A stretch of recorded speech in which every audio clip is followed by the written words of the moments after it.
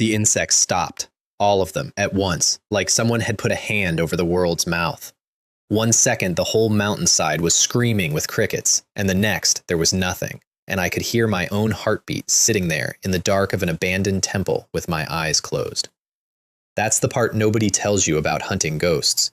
It's not the cold, it's the silence arriving on a schedule.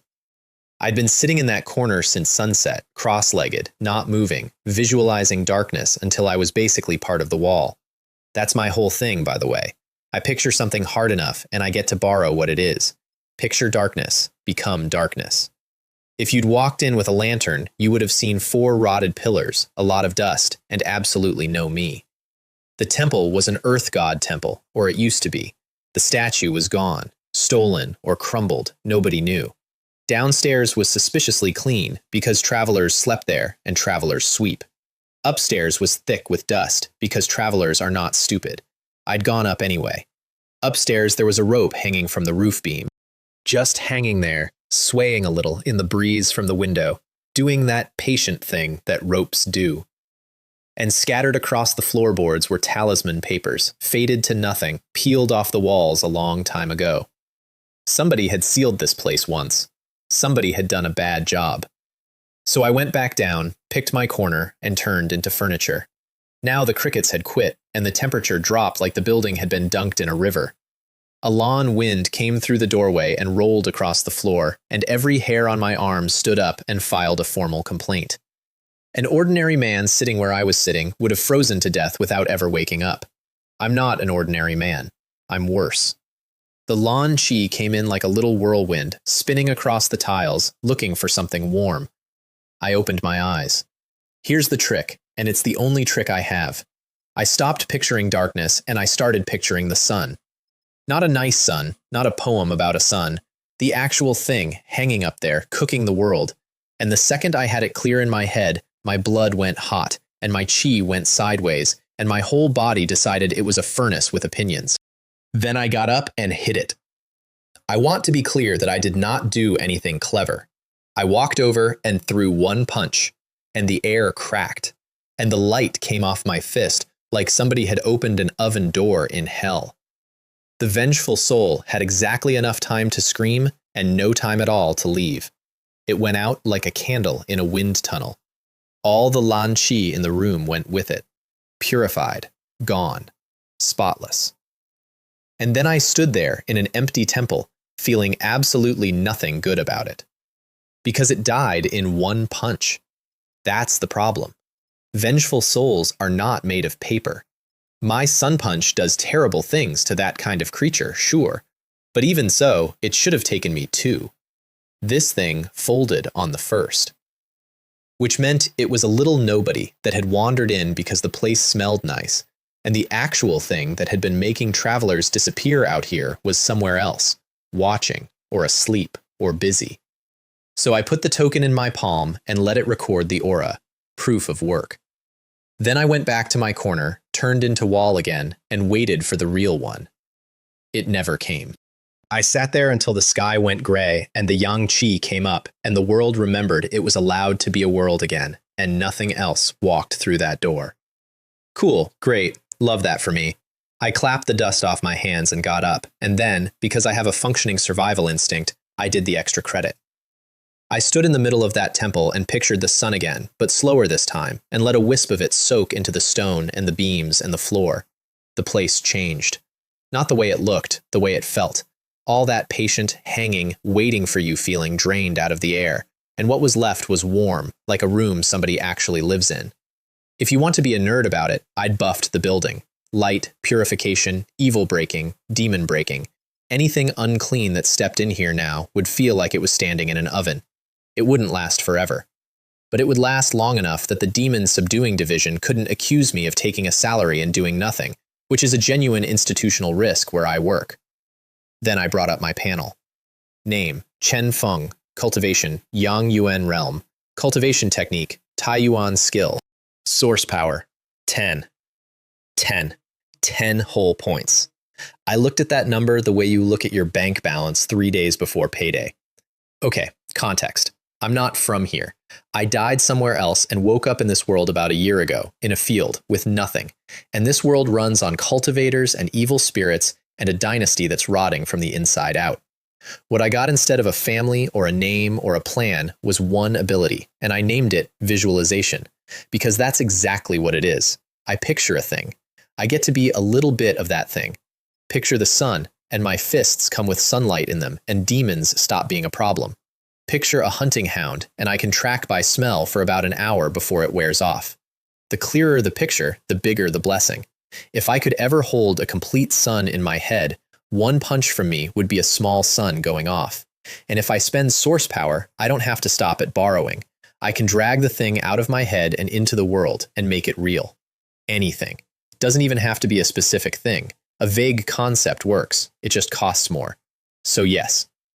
Given enough source power, I am functionally a creator deity with a cash flow problem. That's the catch. Source power comes from killing the weird. That's it. That's the whole business model. Which is why, when I woke up in this world with nothing, I looked at the organization whose entire job is walking toward the things everyone else runs from, and I signed up immediately. Everyone else in the Demon Subduing Division sees a monster and sees the end of their career. I see a monster, and I see an experience packet with legs. The panel itself cost me 1 source power to build, by the way. It isn't a system. Nobody gave it to me. I made it out of my own head because I like looking at numbers. I walked out of that temple into the sunrise with 10 points to my name and a token full of dead ghost, and I went home. Bayon City, Northern Prefecture. On paper, it's a nothing county town. On paper. The Demon Subduing Division is understaffed everywhere in Great Chen, so it plants its branches in prefecture capitals and doesn't bother going lower. Bayon City is a county town, and it has a branch. Draw your own conclusions. The walls are 5 jong of black stone, pitted from weather, and by the time I got there, the guards had checkpoints up, and there was a line of merchants and porters stretching back down the road. I walked straight past it and through the gate. Behind me, I heard a new kid whisper, "Who is that? They just let him walk right in?" And an older guard, tired, said, "I'm advising you, don't ask. That's Demon Subduing Division. You can't shake down people like him." The kid shut up so fast I heard his teeth click. That's the perk. Not the money. The money is a joke. The perk is that nobody wants your business. Inside, the city splits in 2. Outer city is 7 parts, peddlers and porters and river trade and shouting. Inner city is 3, officials and nobles and rich merchants and very clean roads. People spend entire lives trying to get from one to the other, and the wall between them is really a wall between 2 species. I was in the outer city when I smelled breakfast and remembered I was a person with a body. So I got steamed buns and dipped them in chili oil, and I want to state for the record that steamed buns and chili oil are a perfect match, and anyone who says otherwise has a broken tongue. I bought an extra tray and carried it into the inner city. The county yamen sits right in the middle, where anyone standing outside the inner city gate can see its front door, which is hilarious because ordinary people can't get in to use it. It's also falling apart because officials do not repair yamen, and why spend money you could keep, and besides, the people who need it can't reach it. Different system, not my problem.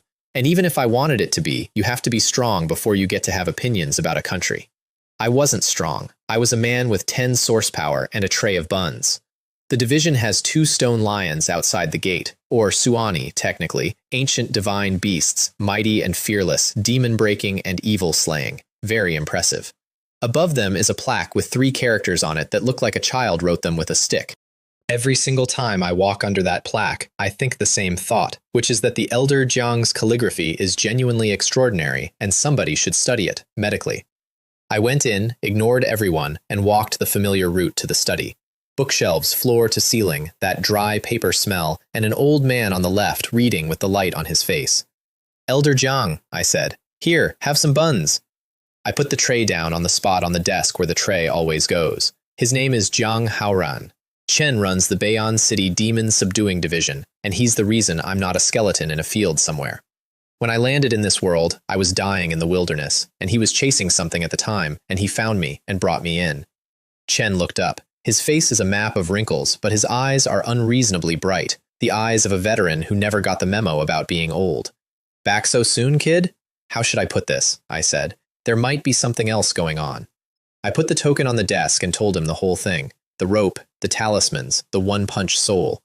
"Not the main culprit?" Chen frowned. "What, you're not giving me credit because it wasn't the main culprit?" That's not necessary, he said, waving me off, irritated in that specific way that means he's fond of you. Task completed is task completed. Do you really think I'm stingy? Then he added, quieter, that what I'd done was smart. Pulling back instead of pushing. Chen send someone to look again. I watched him think about it while he ate. Chen knew something I didn't, and later I'd find out what. The thing in that temple had been the caretaker, a priest who hanged himself up on that second floor a long time ago, and a spirit like that is bound to the place it died. It should not have been able to leave, which meant somewhere out there something had come and collected it. Anyway, I said, I'm going to the library. Go. Oh, and take this chili oil. Chen nudged the little pot toward me. Chen can't eat spicy food. This man is a true Qi realm master. Chen can kill things I can't see, and he cannot handle chili oil. I took it out into the corridor and dropped it in the trash can, shaking my head the entire way. Coward. The library is in the northeast corner, next to a pond so still it doubles the sky, and the clouds drift across the water, and the whole arrangement is designed to make scholars go quiet and walk carefully. I walked normally and fast because I am not a scholar, and the books are inside, not in the pond. 4 floors. First floor is junk. Ghost stories, romances, that kind of thing. Second is history and county gazetteers. Third is where it starts getting transcendent, cultivation techniques, and the strange miscellany that comes with them.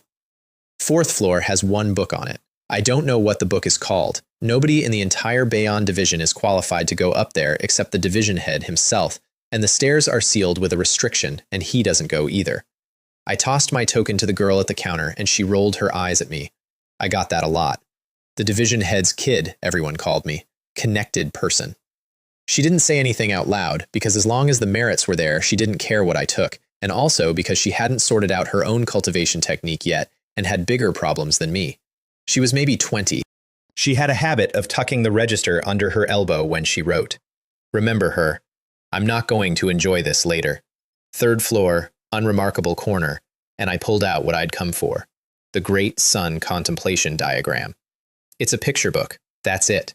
To everyone else in this building, it's decoration, a curiosity, a thing you'd hang up if you had a wall and no taste. The girl downstairs looked at it when I came back, and you could see her, wondering why anyone would spend merits on that instead of an actual technique. Here's why. The sun in this world is not the sun I grew up with. Nobody knows if it's a star or the legendary golden crow, and the debate is ongoing and extremely unhelpful. What matters is that this world's sun carries concept, and concept is what actually hurts the weird. I had tried, before this, to visualize the sun by looking at the sky. It doesn't work. The thing is too far away and comes out as a stretched fireball, and unless I can go stand next to it and take notes, it's useless. I'd also tried drawing it myself. I have a stack of my own sun drawings, and every single one of them is garbage. Realism, abstraction, everything in between, and all of it worse than staring at the sky. Turns out a picture of a thing isn't the thing. You have to get the concept in there. This diagram was drawn by somebody who could do that. You look at it and the sun is right there, in front of your face, real enough to squint at. I had, for the record, considered other options. I considered the 3 pure ones. I considered God. I spent a week once and got as far as a crude sphere with some heat on it, and that's a sphere. A finger of a proper divine figure would take me the rest of my life. The images are too complex, and the concepts attached to them are obscure enough that I'd die of old age holding a thumb. I also seriously considered the sun from my last life, the star, 1.3 million times the volume of the planet, a punch with the output of ongoing nuclear fusion, which sounds amazing until you think about it for 4 seconds. That's physical damage, maximum destructive power, and almost nothing else. And the things in this world do not always live in a place where you can hit them. Some of them have mystic domains, which are private pocket realities they carry around. You can have all the megatons in the world, and it does not help you if the target simply isn't standing anywhere. This world's sun leads with concept and puts destruction second. In a world full of demons and ghosts, that's the correct order, so I compromised. This world's sun it is. Not forever, though. Someday, when I have the budget, I am going to show this reality what nuclear fusion is. 1 punch and the whole table goes over. And once the table's over, who cares about your soul? I reined that in and went to register. The girl looked at the diagram, then at me, and did not say the thing she was thinking. I left, and behind me she was watching my back and being quietly envious about merit points. which is the most ordinary thought a person can have, and I want that on the record too. My place is a small old courtyard with a willow at the gate that hangs its branches over the wall like it's eavesdropping. Inside, it's spacious, well-furnished, there's incense. Honestly, it's better than what most rich merchants get. That's not surprising. Cultivators are the transcendent class here. You cross social lines by being personally dangerous. Even the imperial family of Great Chen is just a noble family with better branding. I cleared my desk, which meant sweeping my own failed sun drawings into a corner where they belonged, and I sat down and started. And a few days went by like they were nothing. 2 suns hung in my head. The first was the one in the diagram. Vast, high, gold, holy, solemn, the whole production. The second was mine, a ball with a little light on it and a little warmth. And then I'd stapled on the concept of breaking demons and slaying evil, and thus a brand new sun was born. I'm kidding, it was a hot marble. I had badly underestimated the job, or, to be fair to me, that diagram is too good. The more of it I got, the more complicated the next part became, like watching a higher dimensional shape unfold into a space too small for it. After days of that, my progress was 1%. 1. But it wasn't nothing. Even 1% shoved my combat power well past where it had been. And there was something new. I lifted my hand and let a golden flame rise off my palm, and it flickered, and the air around it bent. I actually got excited for a second and thought, solar true fire. Then I got sensible. Real solar true fire, even a thread of it, is supposed to scorch 1,000 miles and burn everything. This was a candle with delusions. So, a lower tier version, fine. But if I ever finished that diagram, if I ever got the sun in my head complete, what does this turn into? And if I spent enough source power to pull it out of my head and put it in the sky? I sat there in the dark, grinning like an idiot at a wall, and then I made myself stop, because the road is walked one step at a time, and getting greedy is how people in this world end up as a case file. I went back in. 1% was not my limit, and while I was in there with my eyes closed, out past the city walls, the abandoned Earth God temple finally got its owner back. A humanoid thing came drifting up to the door with a rope in its hand, and stopped, and looked at the building, and could not understand what had happened to it, because the whole place was full of yang qi now, and warm, and wrong. That was his home. Chen didn't go in. West City, night. The outer city splits into 4 districts, and West City is where the porters live, and where the river traffic runs, which means West City is where the money is dirty. The Great Wave Gang owned it. River transport, top to bottom. And when business was slow, they'd do a little piracy, and nobody ever suppressed them because they had an umbrella somewhere above them. That night, everything was black except one courtyard near the water where the lamps were still burning. Fan Lei, the second leader of the Great Wave Gang, was lying in a big chair, thinking fondly about the girls at the Drunken Fragrance brothel and deciding to go back tomorrow. Gang business could wait. Big Brother could handle it. Then somebody knocked on his door. 3 knocks. Slow. Fan Lei frowned. Who is blind enough to bother Lord Lei at this hour? Who is it? He growled. The visitor did not answer. The knocking got harder, hard enough that the iron-banded door shook in its frame and boomed, and nobody in the courtyard woke up. That was when Fan Lei got it. Whoever was out there wasn't Great Wave Gang, because nobody in his own gang would knock on the second leader's door like that and expect to keep their hands. Chen picked up his steel-ringed saber and smiled. This was West City. This was his. Chen walked out under the courtyard lamps with the blade throwing cold light, yanked the door open, and chopped down in the same motion, because if you can afford to offend them, then one cut is enough, and if you can't, well, they're already dead. The blade stopped. Not in flesh. Stopped. Stuck. And in the lamplight, he finally saw the face on the other side of it. White. Bloodless. And around the neck, a deep purple ligature mark. Is that a person? He thought. Then the rope came down off the eaves and looped his neck like it had practiced. And then he was in the air. A big man like that, kicking. It took a few minutes. Then it got quiet. Then the corpse hanging there opened its eyes. She's not here, Fan Lei said in a flat, empty voice, swinging. The thing at the other end turned around and left, because it had found what it was looking for, and it wasn't in this house. And whatever had been holding Fan Lei up let go. His eyes closed. His head dropped. Chen swung gently in the night breeze. The maid found him in the morning. She dropped a whole basin of hot water on the flagstones and screamed loud enough to wake the district. By noon, the file was on the county magistrate's desk. By the afternoon, the county magistrate had thrown it at us, and Jiang Haoran sat in his study looking at a report that said a burly man at the peak of the Yang Yuan realm had been hanged in his own yard without a sound. I wasn't in that room. I got all of this later, in pieces, and I put it together the way you put together the reason a friend stopped writing to you. The elder Jiang read that file and sneered and put it down. No wonder Guobo didn't sit on it, he thought. That old fox had dumped it on us before the ink was dry. Someone, he called. An envoy came in. Orders, division head? Send this to the Hall of Merit. List it as a mission, difficulty 8th grade, and bump the karma reward. 8th grade? For a thing that hangs a peak Yang Yuan cultivator in his own courtyard without waking the house. Chen did it on purpose. Chen wanted the file to exist so nobody could say the division ignored it, and he wanted it in the corner of the board where nobody would take it, because the dead man was Great Wave Gang.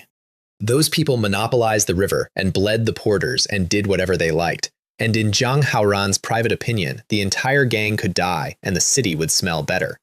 If duty hadn't required it, he wouldn't have asked a single question. Then he added, almost as an afterthought, and after that, call Jiang Wei. Tell him I want him, and tell him not to dawdle. And then he looked out the window toward my courtyard and frowned, because I'd been shut in for days, and he thought about the past. Chen'd been chasing something a year ago, and he'd wandered into a dead village and found a filthy, half-dead stranger in it, and he had genuinely almost taken my head off, because that village had been a ghost village until somebody important came through and cleaned it out, and finding a living person there was not good news. I'd talked fast. That's the entire reason I'm here. Chen saved me. Chen brought me in, and he had never once told me the actual reason. Chen had been grading me for a year, quietly, watching how fast I moved, watching what I picked up, watching whether the stranger from nowhere was going to turn into something. 1 year, from a commoner who could not throw a punch to a martial artist in the Yang Yuan realm.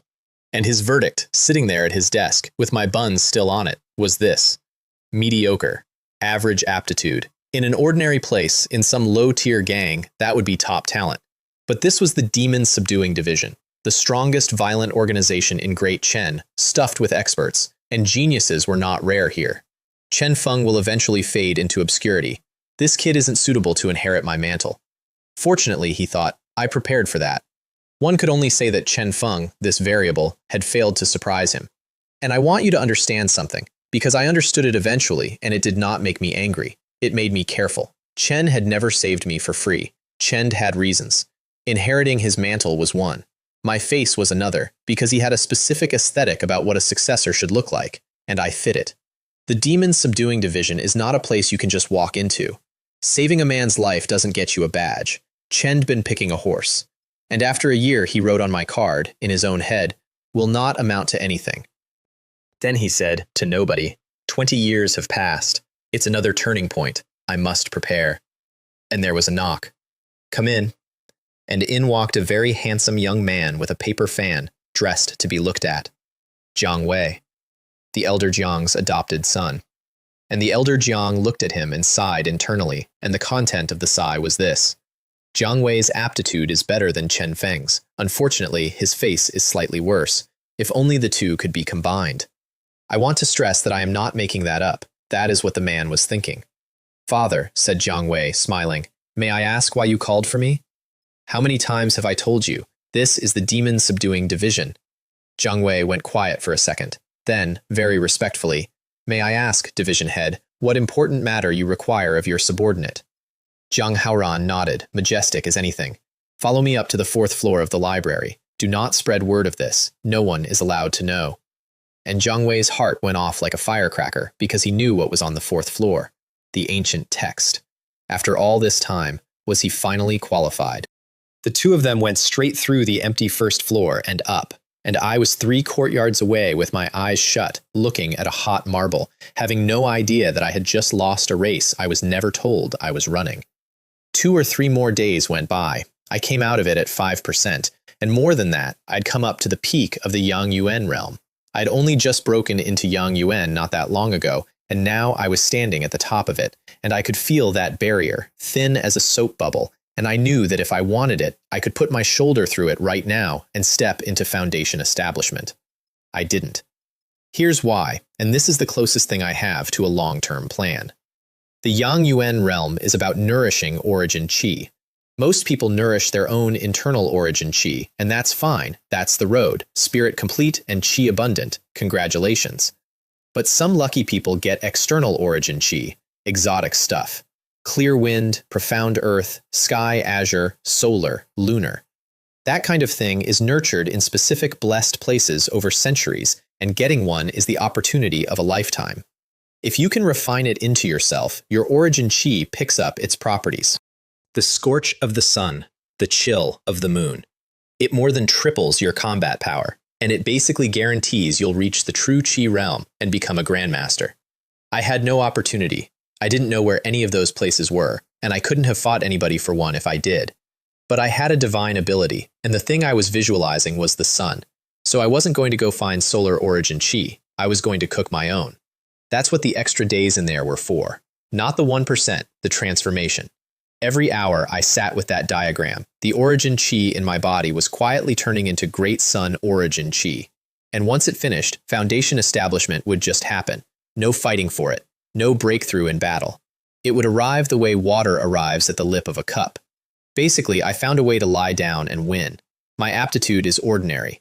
Neither good nor bad, exactly the way I was ordinary in my last life. But I have a cheat. Panel. Name, Chen Feng. Cultivation, Yang Yuan Realm Peak. Cultivation technique, Tai Yuan skill, first layer. Source power, 10. Information, sun visualization progress, 5%, still 10. The number was starting to feel personal.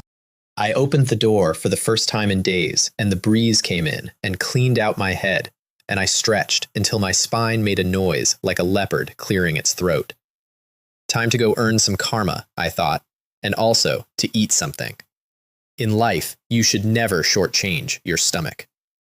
The Hall of Merit sits by the division's east gate, and there's a whole symbolic thing about it.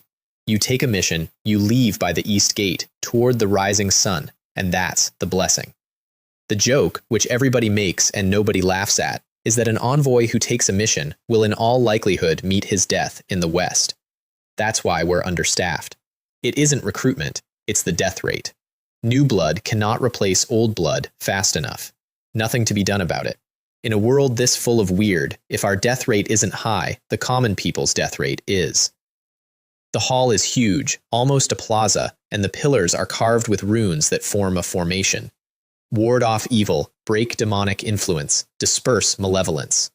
Because envoys deal with the weird, and even the ones who come home with something on them. The formation cleans that off. It also checks whether you're still you. Years back, an envoy came home from exorcising a demon, walked into this hall, and got flattened by the pillars on the spot. Chen was confused. Chen was shocked. Chen felt extremely wronged. The investigation found he had been dead for a long time. You think you're still yourself. You aren't. That's this world's specialty. I went to the board. Deserted village outside the city. Lights at night, figures moving. East City, a non-existent alley appearing at night. In Scholar Liu's house in North City, a divine woman visits and knocks at night. Rumor missions. 9 times in 10 it's nothing, and I know because I've taken them, and the only reason those trips weren't wasted is the food I bought on the way back. The board doesn't even list difficulty or reward on those, which tells you how seriously anyone takes them. You could call that a disregard for human life. What if one is real? Then we'll talk about it when people die. The division exorcises demons to hold society together, not to achieve everlasting peace. And if that sounds cold, go count the names in the memorial square in a bad year. Then I found it. Corner of the board. Tucked away. Apologetic. Like a note that says, please don't mind this. Second leader of the Great Wave Gang in West City. Murdered. Silently. Found hanged above his own main gate. Difficulty, 8th grade. Karma, 1,000. I stood there and laughed out loud. 1,000 karma is enough to trade for a whole cultivation technique. An 8th grade job does not pay 1,000 karma. An 8th grade job pays you enough to be annoyed. Somebody had put a fat wallet in the corner of the room and turned the lights off. I knew immediately whose idea that was. The elder Jiang detests that gang. They were gang members, they bullied whoever they could reach, and in his opinion, the world would improve if they all died at once. So he filed it 8th grade so nobody strong would want it, and he loaded the reward so it wouldn't look like the division had done nothing. But 1,000 karma, and a weird that can hang a peak Yang Yuan cultivator to death. My eyes lit up like a shop sign. Only children choose. Adults want everything. I wanted the karma, and I wanted the source power, and I was going to take both, thank you. Because here's the thing about my combat power. On paper, I was peak Yang Yuan.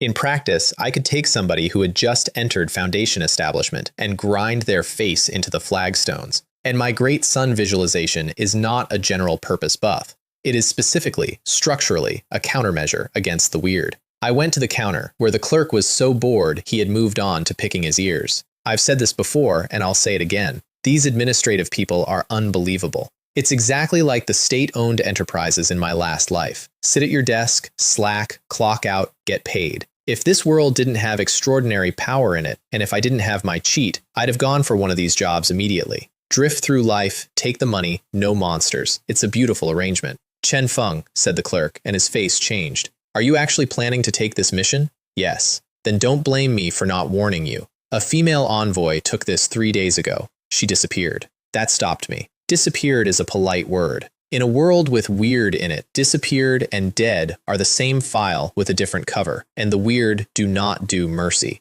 But that's what makes it interesting. That's what makes it worth doing. If she died to it, then it's big. And if it's big, it's rich. Because I only needed one thing at that point. One small goal. Enough source power to pull my son out of my head and put it into the world. Just once. And then I did not care what kind of demon or monster you were. I wanted to see you take a sun to the face. And if you survive that, fine. Then we do it again with a star. And we find out what happens to your soul when the thing standing next to you has enough mass to bend time. No need to say more, I said. I'll take it. The clerk looked at me the way a man looks at a young idiot he has watched die before. Chen's seen this exact scene more than once. Breakthrough. Confidence explodes. Takes a mission. Never comes back. Good words, he thought, are hard to press on a man who's already decided to die. Chen filled it in. I walked out the east gate, toward the rising sun. And behind me, he frowned and decided he'd mention it to the division head later. The Great Wave Gang's main hall was in mourning, and had been for 3 days, and the coffin was still sitting out in the open under a big canopy with flower wreaths around it and gang members lined up on both sides making noise. Whether the noise was grief is another question. Fan Lei's title had been decorative. Chen had that job because of his elder brother, Fan Qiang, who is the gang leader, and who had reached the bone refining stage in the middle of Foundation Establishment. Take Fan Qiang out of the picture, and Fan Lei would have been beaten to death with sticks years ago. Honestly, his death was overdue. Some of the older members were quietly delighted because the second leader's chair had just opened, and if they cried hard enough in front of the right man, they might climb into it. So they cried harder, and several of them had been at it for 3 days and had used up their entire face. Leader, said Zhou An carefully, funerals are held on the 3rd day, the 5th, or the 7th. It's already the 3rd. Zhou An is the strategist. Chen hadn't wanted to say anything because Fan Lei was Fan Qiang's brother, but those old members had put silver in his hand. There's no rush. There are 4 days until the 7th. And then, flatly, I believe my brother's spirit wouldn't want to pass so easily. At the very least, the killer must be found. Otherwise, my heart will not be at peace. Zhou An's scalp went tight, and he looked at the coffin. 3 days. Summer. Heat. And no smell. None. Leader, this matter is strange. We should move quickly. It's summer. If this continues, the second leader's remains will. Chen was gritting his teeth by the end of it, because he knew. That death was not man-made, and you do not get involved with the other kind. I already know about this matter, said Fan Qiang, with frost on it, and Zhou An shut up so fast he nearly bit through his tongue. Of course Fan Qiang knew. But the man in the box was his brother, and their father on his deathbed had told him to take care of his brother, and he hadn't. So he was going to do the only thing left. Tell the wind-catching hall to investigate everything inside and outside the city. Human affairs, strange occurrences, all of it. Yes, your subordinate will ensure they do their utmost. And the elders in the mourning line looked at each other in silent agony. How much longer do we keep pretending? Fan Lei, useless in life, where he embarrassed the gang, useless in death, where he was wasting their time. Then the confidant came back in, and Fan Chang frowned. What is it now? Reporting to the leader. Someone from the Demon Subduing Division has come to visit. I was in their reception hall, and I want to say something about it. 4 landscape paintings, 1 on each side, and porcelain everywhere, and none of it cheap. It did not look like the headquarters of a low-tier river gang. It looked like a man had won the lottery and immediately purchased taste, and it hadn't taken. But it was real. That was the impressive part. They had genuine works by named artists, because they owned the river. Normally, I wouldn't be able to tell. But I'd spent weeks drawing suns, and failing, and looking at why I failed, and it had accidentally given me an eye. Which is why I stopped at the one in the corner. It was a painting of the vast earth, and technically it was bad. Rough, chaotic, like somebody had written it in cursive with a mop. But standing in front of it, I felt something. Like there was something inside it. Concept, I thought. That's concept. Does Exorcist Chen like that painting? Said a voice behind me. I can give it to you. I turned around and a wall walked in. Fan Chang is enormous. Iron tower with a face. I dare not claim the title, I said, bowing with cupped hands. I'm just a small demon-subduing envoy. Chen returned it, waved it off, and said something polite about the division being full of hidden dragons, and maybe I was one. Chen was lying. Inside, he was disappointed, and I could see it. Peak Yang Yuan. The female envoy who vanished had also been Peak Yang Yuan. What good was sending another one? Was the division just posting them to us in batches to die? Chen didn't know the truth, which was worse. The division hadn't sent me. The division had raided at 8th grade and gone to lunch. Nobody strong wanted it. I was here because I was hungry. I was about to say something reassuring and unnecessary, and then a man came through the doorway sideways, the way you do when your legs have decided to stop coordinating, and when he saw Fan Chang, his whole face lit up with relief. This is bad, he said. The second leader, Chen's moving. Second leader, the dead one. I raised an eyebrow. Corpses don't move on their own. But corpses do move if something bigger has infected them. And there's a phrase for that. Acting as the tiger's accomplice, and a strong enough weird can absolutely make a body into a limb. It moved, said Fan Chang. Be clearer. What exactly is going on? Just now, said the man, after the gang leader left. The coffin started making noise, and then the lid flew off. Chen was shaking, which is fair. Strange events are rare, and the dead getting up is the rarest and worst of them. I'd already put it together. Fan Lei had been infected the moment he died. But Fan Chang, a Foundation establishment cultivator, had been standing beside that coffin for 3 days straight, and his presence alone had been squashing it flat. That's why there was no smell. That's why nothing happened. Then Fan Chang walked out of the room, and 3 days of pressure came off at once. Gang leader Fan, I said, quietly, right next to his ear. I should mention, a dead man infected by this kind of power tends to come back stronger than he was alive. His face went to ash. Chen didn't excuse himself. Chen didn't glance at me. Chen used his movement technique and was gone. I watched him go and smiled a little. There's a phrase for this too, an act of injustice that circles around and eats the man who did it.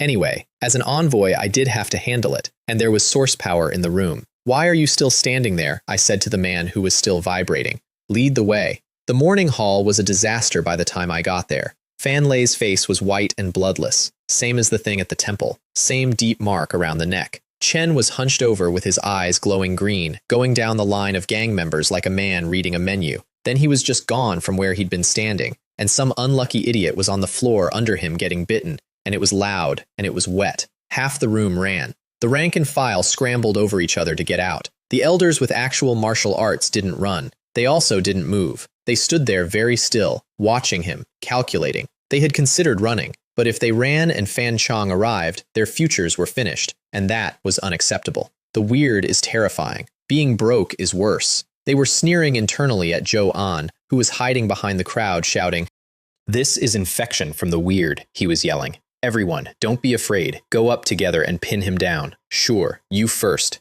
Nobody moved. Because they weren't stupid, and because Fan Lei, after infection, had gone up to something like Foundation Establishment. And how many of them were Foundation Establishment? Was it worth dying? And what if a scratch made them into that? Better to feed him ordinary members and buy time. Unfortunately, Zhou An's shouting had located him for the thing. Chen came off the ground straight at Zhou An, and the men in between him evaporated, and one of the elders thought, "Isn't your strategist courting death, talking that loud?" But Zhou An was the man who'd built the gang's rise, and Zhou An could not be allowed to die. A longsword got there first, blocked, and threw Fan Lei across the room. That was Lin Guang, head of their martial arts hall. Autumn Wind swordplay, foundation establishment, genuinely good. His face went white. Chen blocked it, and the web of his hand was singing. Chen could not do that again anytime soon. The head of their martial arts hall could not block it twice, then what anyone else did about it. What weird dares to cause trouble here? Fan Qiang had arrived.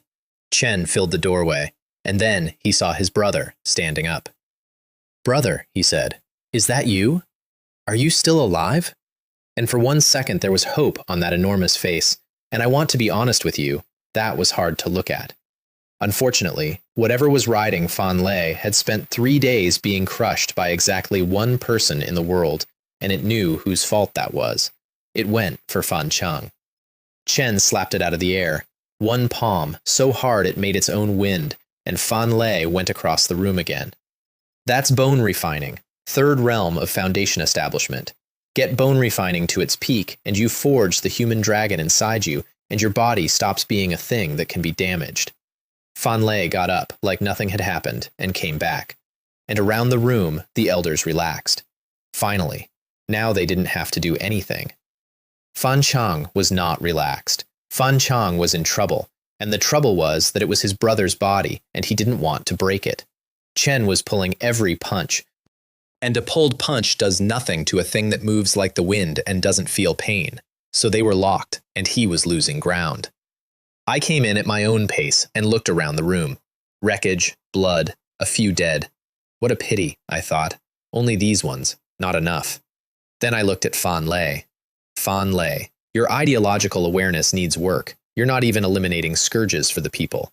Gang leader Fan, I said out loud, if you can hold your brother still for a moment, I can make him calm down and stop causing trouble. His eyes came alive. Chen didn't ask who I was or how. Chen was out of options. Chen erupted. His whole body swelled by a third, and the veins came up under his skin like ropes, and I recognized it as an explosive secret technique, the kind that costs you later. Chen had Fan Lei pinned in a heartbeat. "Exorcist Chen, please hurry," he said through his teeth. "I can't hold this long." I strolled over. I pictured the sun, and a spark of yang fire, so small it had no business being visible, slid into Fan Lei's chest. Chen stopped. Everything in him that had been moving stopped, and what was left on the floor was a corpse, which is what it had been the whole time. "All right," I said, clapping the dust off. "Chen's quiet now." What I'd actually done was leave a seed in him.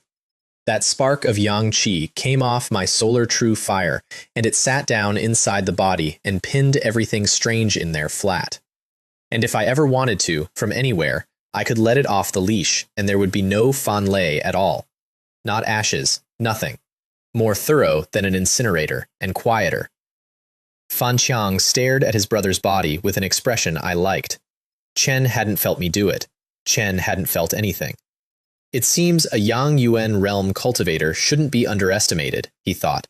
After all, he came from the Demon Subduing Division. "Thank you, Exorcist Chen," he said, bowing. "You've seen me at my worst." "Not at all," I said. "Small matter." "Getting back to it," he said, feigning ignorance so hard I could hear it. "What brings you to the Great Wave Gang?" "Your brother's death, obviously, and I assume the situation is clear now. There's something behind it. Do you have information, Gang Leader Fan?" "Nothing yet," he said. "The only clue we had was the rope that hanged him. The female envoy took it. And there's been no news since." Chen sighed. "I'm afraid." Chen didn't finish the sentence, which was polite of him. His gang had eyes everywhere in the markets, and their intelligence was genuinely good. But nobody in the market understands the weird, because understanding the weird is a career for people who die young. "Where was my colleague last seen?" I said. "We don't know that either. But she seemed to have a tracking method. After she got the rope, she went toward West City." "West City is enormous," he added. "How could anyone find her?" West City. I kept my face still and had a complicated internal moment, because West City at night is flower boats and pleasure houses, and the entire river's worth of romance and rot. It is not where you look for a murder weapon. Unless the rope was pointing at something. Thank you, gang leader Fan, I said. However, could I borrow a strand of your brother's hair? A strand of hair is nothing, Chen nodded. I pulled one from Fan Lei's head, and it came away soaked in the residue of whatever had touched him, and that was exactly what I needed. I don't have a tracking technique. I don't need one. I just need to pick the right thing to picture. Evil must be eliminated by all, I said, cupping my hands. I have the relevant information. I won't disturb you further. And I left. Behind me, the elders drifted up to Fan Chang like flies to a plate. Gang leader, why were you so polite? Exactly. Chen's a guest from the division, but he's only Yang Yuan. His cultivation is nothing. And unspoken, in every one of their heads, you weren't this accommodating with the pretty one who came before. What do you understand? Said Fan Chang. When he used his method just now, I didn't even notice. Chen is not simply in the Yang Yuan realm. That shut them up. Go back, he said, and you, tell your people to search. Prioritize strange incidents in West City. I want the culprit within 4 days. Chen was clenching his fists hard enough that his knuckles had gone white. Human or not, he was going to tear it apart. And in his eyes, I was still not reliable. Whatever tricks I had, whatever life-saving cards, I was Yang Yuan, and the last Yang Yuan who took this job went out and never came back. Chen was, I want to point out, betting against me while asking me for help. That's a very Great Wave Gang thing to do. West City runs along the Tongtian River, which is the artery that feeds the whole district. It feeds the porters, it feeds the gangs, and it feeds the flower boats. Whenever the sun goes down, the lamps come up, and the boat courtesans sit out in their best clothes, singing folk songs and calling sweetly to anyone with a boat. It was daytime, so all of that was asleep. The river looked almost respectable. I was on the 3rd floor of the Drunken Immortal Pavilion, looking at it. I'd already burned the hound. That's the trick I used. I pictured the howling celestial hound and borrowed its nose for a while, and I followed Fan Lei's hair through the city like a bloodhound in a nice robe. It got me to the Tongtian River, and then it died. 2 reasons. 1, it was daytime, Yang Qi was high, and whatever I was chasing was correspondingly weak and faint. 2, the water. All that vapor coming off the river smeared the trail into nothing. Also, my hound was a rental. Temporary visualization gives you a watered-down version of a thing, and it wears off, and I do not intend to make a career out of the dog path. So, somewhere out on that river, one of those boats. Which meant I got to sit there and think, with a straight face, is this a romantic weird? Fine. I'd wait for dark, when the Lan Qi came up, and it would light itself up for me. Annoying, but not dangerous. My combat power barely drops at night because I don't run on ambient conditions. I run on a picture in my head. Worst case, I'd stop visualizing the sun and visualize darkness instead, and we could find out which of us was actually the king of the dark. I need you to know I thought that sentence and then had to sit there and be embarrassed about it. Anyway, there were dishes in front of me. Braised beef, braised pork hock, 8 treasure smoked chicken, crispy ribs, steamed lamb, every heavy thing on the menu, in quantity. There's a saying about cultivation, that at the beginning of the road, eating is the road. There's also the whole business of refining essence into qi. The more you eat, the more essence you have to convert, and my body converts it eagerly and never once complains about portion size. So I ate until the light went orange. The waiter beside me had gone quiet and slightly gray looking at the stack of plates. One man had eaten for 10, more than 10. Chen was doing arithmetic, and the arithmetic was frightening him. And then it occurred to him that this man might not be able to pay. When I put the silver down, his entire personality changed, and he began to hope I would eat more. I wanted to, but it was getting dark, and I was only 70% full. So I did the other thing. I pictured the Tao Tie, the beast that eats and is never done. And every dish I'd put away turned straight into blood and qi and got packed away in my body like a warehouse taking delivery. Tonight was going to be a hard fight. Better to arrive loaded. I walked out of the Drunken Immortal Pavilion and went down to the water. The sun set and the river turned into a street.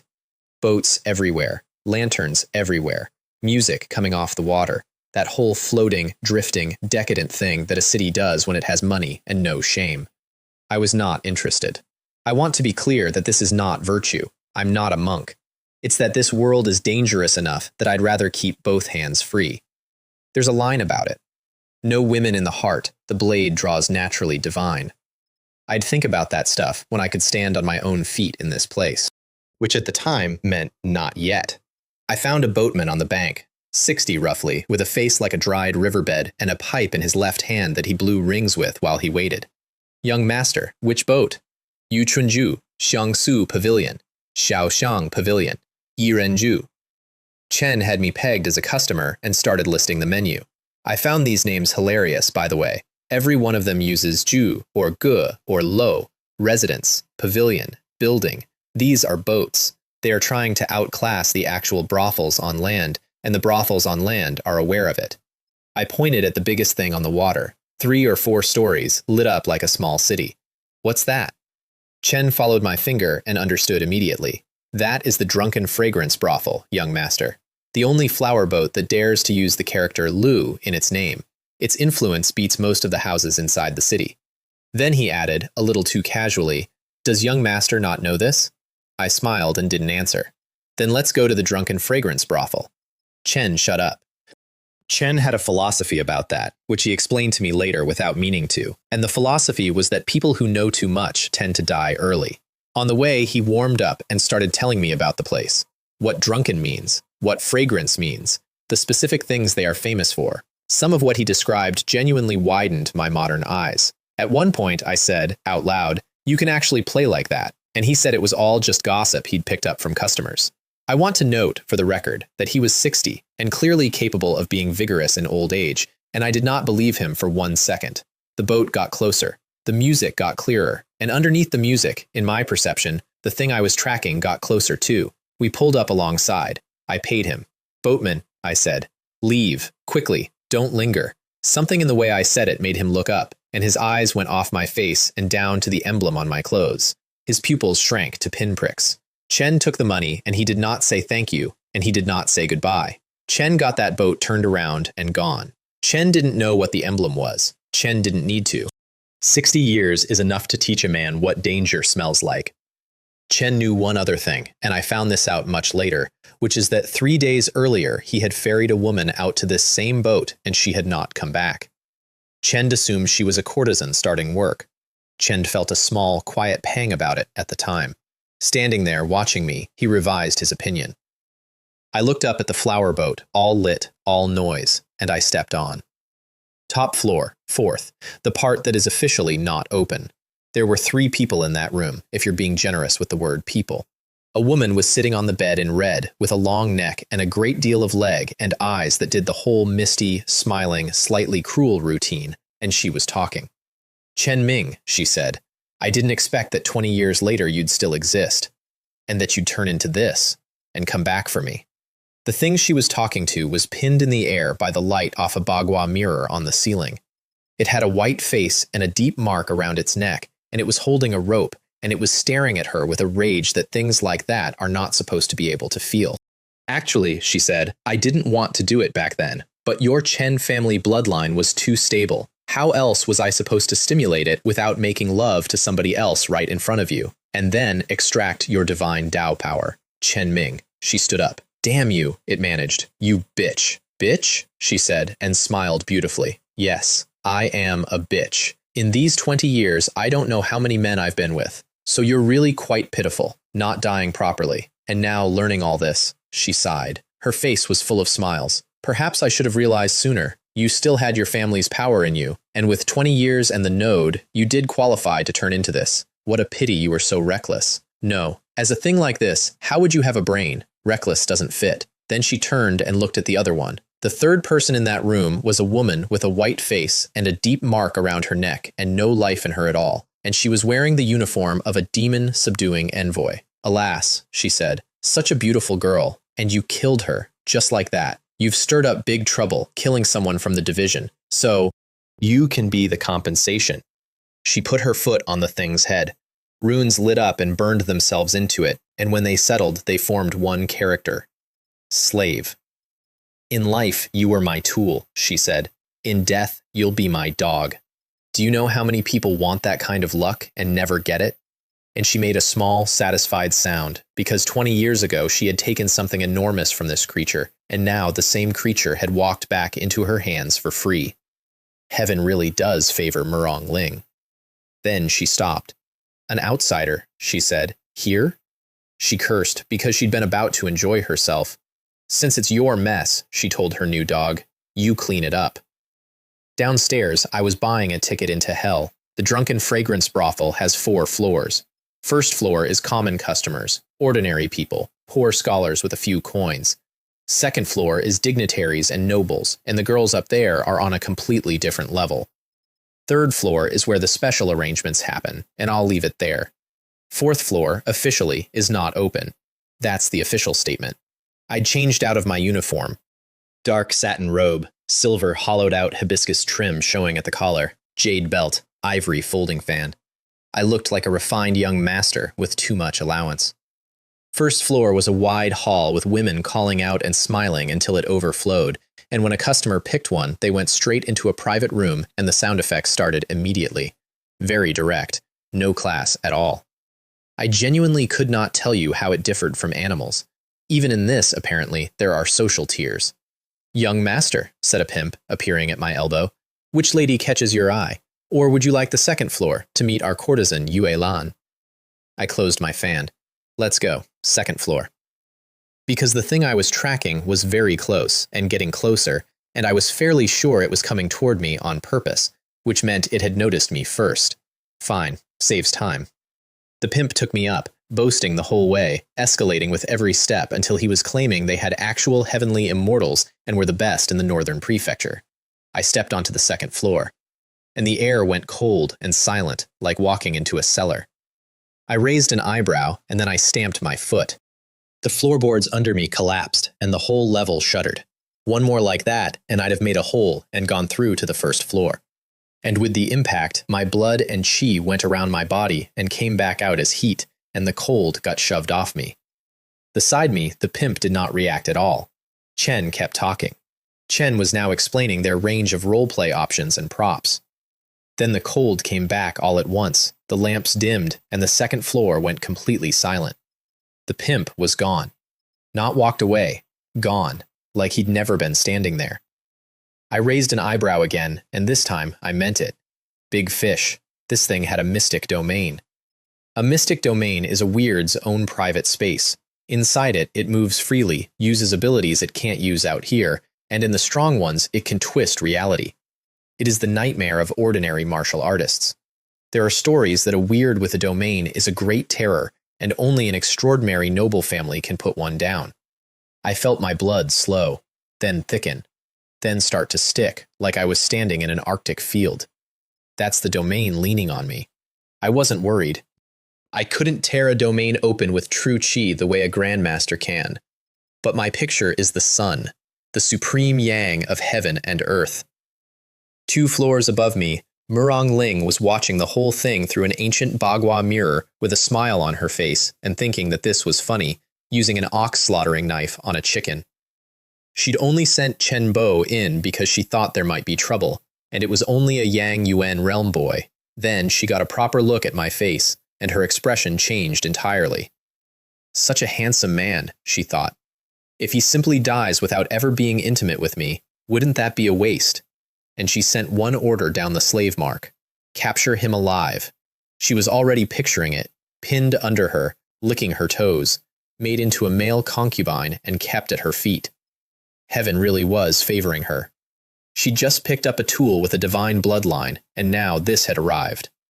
Inside, the second floor was a wooden box that had stopped being wood.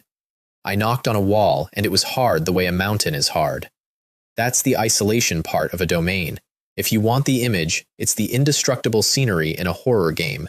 You're stuck in the house. You can see the world through the window. You cannot get to it. And the only way out is to solve the puzzles and follow the rules. Of course, sufficiently rude power breaks rules. I ran the numbers. If I let the great sun true fire off the chain, or manifested the sun itself, this domain would tear like wet paper and possibly take the whole boat with it. Then the domain changed. Ropes came down out of the ceiling. Dozens. Every one with a noose in it. Every one cold. And every one moving like it was looking for something. Then they found it. They went for my neck. Is this a hanging house? I thought. Which does match how Fan Lei died. I moved, slid, ducked, drifted, kept off them. But they had opinions. They kept appearing where I was going to be, tracking me, closing. I grabbed one and pulled. It didn't break. Tough. So I put actual blood and chi behind it and pulled again. Crack. Then a new one grew where the old one had been. In here, they were infinite. Then a cold wind came up behind me, and something came off the floor at my back, and I was already moving before it arrived. It missed. Not the owner, I thought. Too slow. Terror levels too low.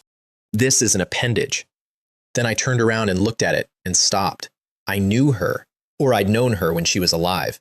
We were not close. We'd met a handful of times. I went there to get books, and she was the one who wrote them down. The girl from the library was standing in front of me with a white face and a deep mark around her neck and nothing behind her eyes. So it was you, I said. What a pity. I want to be honest about this because I don't think lying about it makes me look better. I wasn't grieving. We'd exchanged maybe 40 words in a year. She rolled her eyes at me every time I walked in, but something in me went flat and quiet anyway. Maybe it's that I haven't met many people since I got dropped into this world, and now there was one fewer. Your soul has either gone back to the 9 hells or scattered into heaven and earth, I said. I'll help you find complete liberation. And I started moving while I was still saying it because I meant it and because the alternative was letting her keep doing this. One breath and I was next to her. One punch, straight through the middle, and she went into the wall and stayed there a second, hanging, before she slid down. Hitting people like hanging up a painting. It's easy for me. That's the problem with me. The punch carried the great sun's intent, light and demon breaking, and it scrubbed the strangeness out of her and left a body. No source power, not a single point, which told me she'd been a pure appendage. Nobody had even bothered to invest in her. She'd been a mop. I stood there for a second longer than I needed to, and then I got very clear about something. In this world, you get stronger or you end up like that. And if you end up like that, they don't even let you stay dead. They make you into a tool and point you at your own colleagues. So I was going to keep hunting the weird, and I was going to keep taking source power off them. And when I had enough of it, I was going to go looking for gods and immortals and find out how they liked it. If one sun isn't enough to kill an immortal, I'll bring a second and a third. If suns don't do it, I'll go up a category. The starry sky, the universe, the things that only exist as concepts in myths, the ones that call themselves indestructible through myriad calamities, omniscient and omnipotent. My ability can manifest every single one of those. I just have to be able to afford it. Upstairs, Morong Ling was not surprised by any of that. Division envoys carry imperial secret arts. Strong ones exist. If anything, it made her more interested. Taming something powerful is entertaining. Taming something weak isn't worth the effort. And besides, what I'd killed was an appendage. Yang Yuan tier at best. She wasn't worried. A Yang Yuan cultivator cannot break a mystic domain. I've played enough and probed enough, she said. To avoid accidents, go. Remember to take him alive. Don't damage my little darling. She started that sentence cold and finished it flushed. And in front of me, without a sound, a thing appeared. White face, deep mark on the neck, rope in its hand. There one moment and not there the moment before, because in its own domain, it doesn't have to walk. So this is the real one, I thought. This is whose house I'm in. Then what's the big character on its forehead? Slave. Do things like this have owners? It didn't answer, because there was nothing left in it to answer with. The priest was gone. What was standing there was a hand at the end of somebody else's arm, and it had exactly one instruction. Chen was a licking dog in life, and he's still a dog in death. The rope came at me, and this rope was different from the copies. It was the original. It moved fast enough to tear the air. I put my hands up and struck at it dozens of times in a single breath, trying to catch it. I couldn't. My hands went through it, like it wasn't there, like it was a picture of a rope. And then it was around my neck, tightening, and my blood and chi seized up like an engine with sand in it. So that's the domain, I thought. It can make the solid into a ghost, and the ghost into a solid. That's why my hand passed through. Fine. If plain contact doesn't work, what about contact with something in it? I forced my blood and chi to surge, broke through the suppression, drove all of it into my hands, and grabbed again. And this time, I felt rope. Then I detonated everything I had and pulled with both arms. The noose snapped, and the thing on the other end of it went into the wall. It landed on its feet immediately, adjusted, and glared at me. Right, I thought. And I stopped being casual about it, because now I understood why envoys had died to this thing. It suppresses your chi and blood, and then it hangs you while you can't move. If you're a normal cultivator, that's it. That's the whole fight. That's how you become another body under a rope. The only reason it looked easy is that I can visualize the great sun and force my blood to move anyway. Upstairs, Murong Ling's eyes were sparkling. Chen broke through the suppression, she thought. Chen unleashed his chi and blood inside my domain. Chen Bo had been a good-for-nothing alive, but as a weird, he'd come up to the strength of a blood exchange realm cultivator, and inside his own domain, he could go toe-to-toe with a blood exchange martial saint. And he couldn't do anything to this man. Chen Bo, oh, Chen Bo, she said out loud, with real contempt. You were useless alive, and you needed my help. Now you're dead and a thing, and you still need my help. You truly are a useless dog. Then she reached down the slave mark and turned him all the way up. Chen went berserk. His aura climbed. The terror in him spiked. And the domain around me thickened and got colder, spreading a chill that ate at the blood of anything alive. She felt very good about this. The current Chen Bo could fight a blood exchange martial saint. With the domain buffing him, even a true Chi Grandmaster would step around him. So what are you going to fight that with? The boss had entered Phase 2.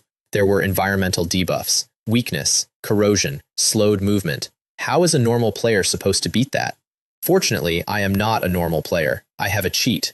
I thought about it, and a thread of golden flame came up off my index finger, and it was small enough to be a joke, and the light off it lit up the inside of the whole domain, and the space around it bent.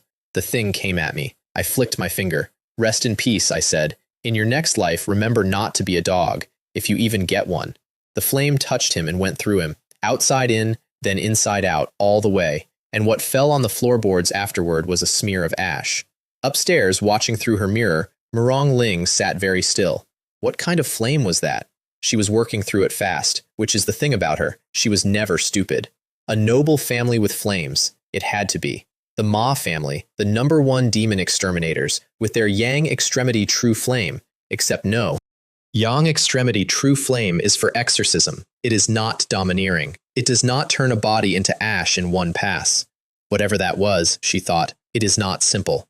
To burn a body to nothing at Yang Yuan realm. What happens when he grows? And she looked at me through the mirror, and her eyes did something complicated, and she decided she absolutely had to have me. Handsome and armed with that. Then she made a plan, because whatever else she was not a vase. You do not scheme a divine bloodline out of a Chen family man over 20 years by being a vase. The domain peeled off like broken glass, and I was back in the world. Or something that looked like it. I took one step, and I was standing in a young woman's bedroom. Spacious, expensive things everywhere. Incense in the corner rising in a curl that filled the room and cleared your head. Who are you? She pulled the gauze curtain back and let out a soft cry. I am Jiang Wei, I said, smiling politely. I greet Miss Yue Lan. Yes, I gave her his name. You pervert, she said. Why did you break in here? Where are the guards?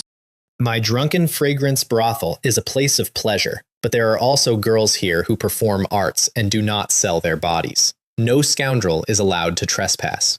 She was angry and frightened and shy, all three at once, in perfect proportion, and she took a small step back, and the whole arrangement was designed to make a man want to be the reason she was afraid. An ordinary man would have folded on the spot. Chend have decided she was pitiable and that he was in the wrong and started apologizing. So what if I broke in? I said. What do you want to do about it? And I walked toward her. She went quiet. She retreated another step, and she was genuinely at a loss, and I could see it, and it was the most fun I'd had all week. This was not how the scene was supposed to go. Chen breaks in, he's caught, he panics about her reputation, or at least his own, he starts coaxing. Instead, there was a man walking at her with the face of a dead pig that has no fear of boiling water. Or, she thought, Maybe this handsome Jiang Wei just prefers a rougher approach. Maybe he's dropping the act entirely. So she changed tactics. Her expression went delicate. Her posture shifted, willow in wind, with a hook in it. Give men something to conquer. And internally she was saying, let you take advantage for now. Later, I'll put the slave seal on you and make you drink my foot-washing water and turn you into a dog under my skirt. Young master, she said, very softly. Your humble servant, Yue Lan, performs arts and does not sell her body. She needs her reputation. Now that you have trespassed, it harms hers. And yours. I raised an eyebrow. Oh, first time I've heard a harlot needs her reputation. Very well. After I leave, I'll erect a grand archway for you, proclaiming you a chaste and virtuous woman. How about that? Her face froze, and in her head, at that exact moment, the sentence was, this damned man, if it weren't for your looks, you would already be dead. Yue Lan has already said, she managed, in a completely different, much colder voice, that she performs arts and does not sell her body. Now that young master has intruded into your humble servant's boudoir and damaged her reputation, how will young master compensate her? Then why don't you tell me how you'd like to be compensated, I said, and stopped walking. And that irritated her so much she nearly gave it away, because internally the line was, what is wrong with you? Are you a eunuch? I've handed you an exit and you don't even know your line. Am I not alluring enough, or are you simply broken? Then she caught it. The incense. Chen isn't affected by the incense. The aphrodisiac had been going the entire time, and I was standing there completely lucid, and that should not have been possible. Have I been exposed? If young master trespasses and nobody knows, it's fine, she said, going shy again, welcoming and refusing at the same time. But if someone knows, your humble servant's reputation is ruined. You must take responsibility. And underneath the shyness, she started spinning up a secret technique. So my damaging your reputation means you want to marry me, I thought. Do you really take me for a fool? She bit her lip. The technique caught. Strange power filled her up, and her clothes slid off her shoulders and down, and she stopped retreating, and her body went boneless and fell toward me. I stepped aside. She hit the floor. She turned her head, lying there in a mess of red silk, with an expression of pure, outraged shame. You've ruined my pure reputation, and you still won't take responsibility, she said. Are you even a man? And I want you to understand that this line landed on me like a thunderclap, and I stood there and gave it the serious consideration it deserved. This point, I said, is indeed a bit presumptuous toward a lady, but sadly, are you truly human? And the flame was already off my finger before I finished the sentence. She was gone before it got there. The golden fire hit the floorboards and sat there burning quietly until I told it not to. See, I said, I told you weren't human. What normal woman suddenly stops existing? It seems this mystic domain dressed up as a bedroom gave you a teleport. Her voice came out of the walls, from everywhere. It seems you knew all along. When did you notice? And even if you noticed, aren't you the least bit flustered? You're so calm. She was furious. Aren't you afraid of taking human lives recklessly like that? That was the actual play, by the way. She hadn't needed to fool me. She'd only needed to make me hesitate for 1 second and show her a gap. But who would have guessed the man would just throw fire at a naked crying woman without checking? You put on a good act, I said, stepping out of a mystic domain into a bedroom and finding a beautiful woman. A normal person would be startled, maybe panicked. Unfortunately, when I was dealing with your dog, you were watching, weren't you? And your domain's disguise work is genuinely terrible. I said all this in a perfectly conversational voice while quietly spreading my senses out through the room, because talking was the cheapest way to keep her talking. And her heart went cold. Since then, Chen suspected me since then.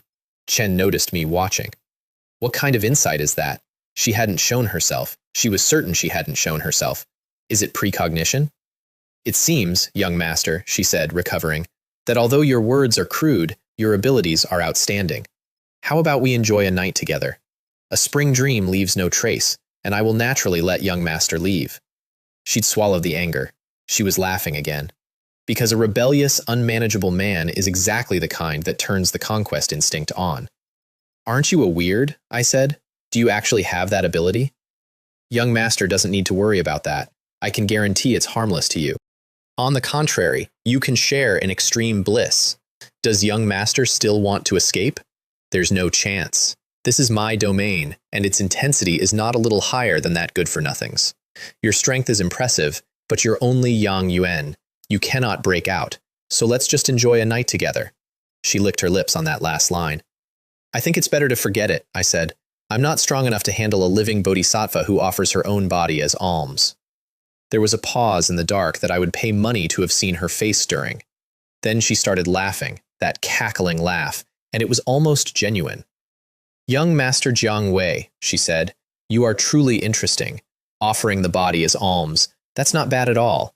I will gladly accept the title Bodhisattva of physical body alms. Soon, I'll let young master experience its wonders. It's a charm that innocent young girls simply cannot possess. And then something swept past my face fast enough to cut wind, and I got out of the way, and when I looked up, my entire field of vision was full of figures, shadows. Young master, she said sweetly, these are all of Yue Lan's former patrons. I wonder if you can endure being ravaged by them. If you can't, then you can only surrender obediently. Then you really do have a lot of patrons, I said. I said it flat, and I was also, genuinely, doing the arithmetic, because there were a great many of them, and I was trying to work out whether it was a different one every single day, or whether some of them came in groups. Young master, be careful, she said. If you're careless and become one of these patrons, I'll be heartbroken. And the whole crowd came at me. I wasn't worried. I circulated my blood and chi, pictured the sun, and put demon-slaying divine might into my hands and feet.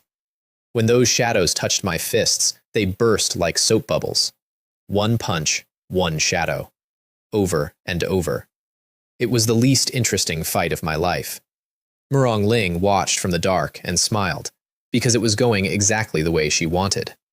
As long as I didn't exceed her ceiling, the stronger I looked, the happier she was. After discipline, I'd be an extremely useful tool, in combat and in other respects.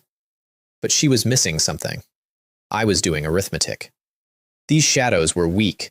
Most of them had been ordinary men. A minority were martial artists, almost all Yang Yuan, and there were only a handful anywhere near Foundation establishment.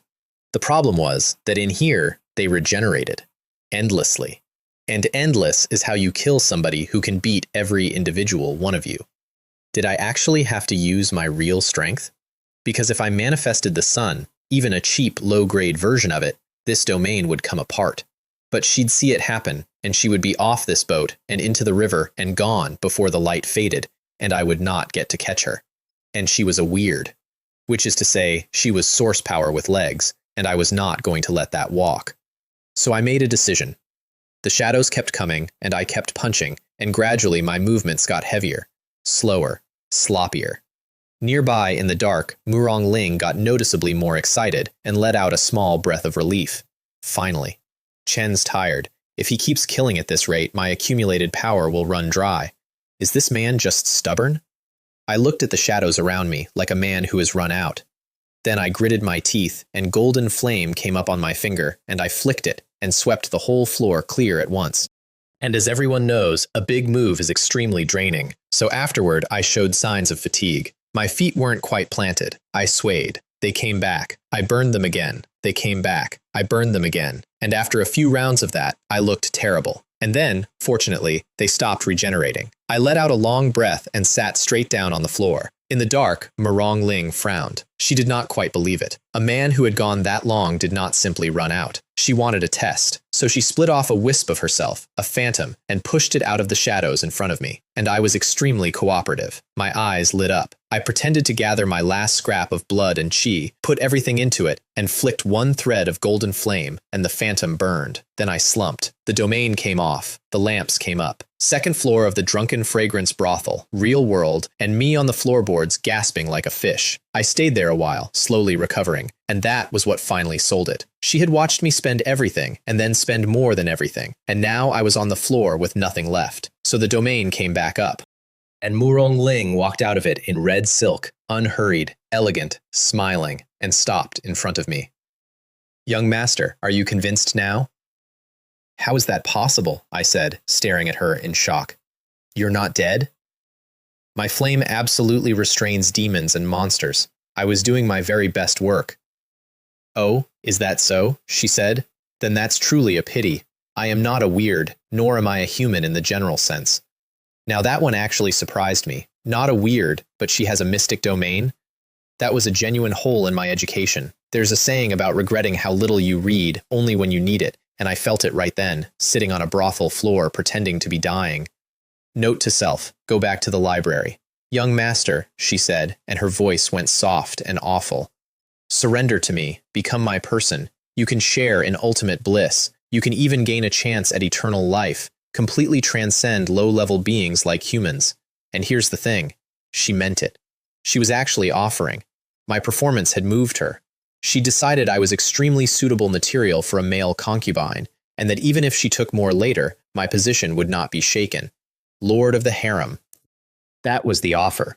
Young master, she added, don't even think about calling for help. The domain isolates everything, and the drunken fragrance brothel is my territory to begin with. I smiled up at her.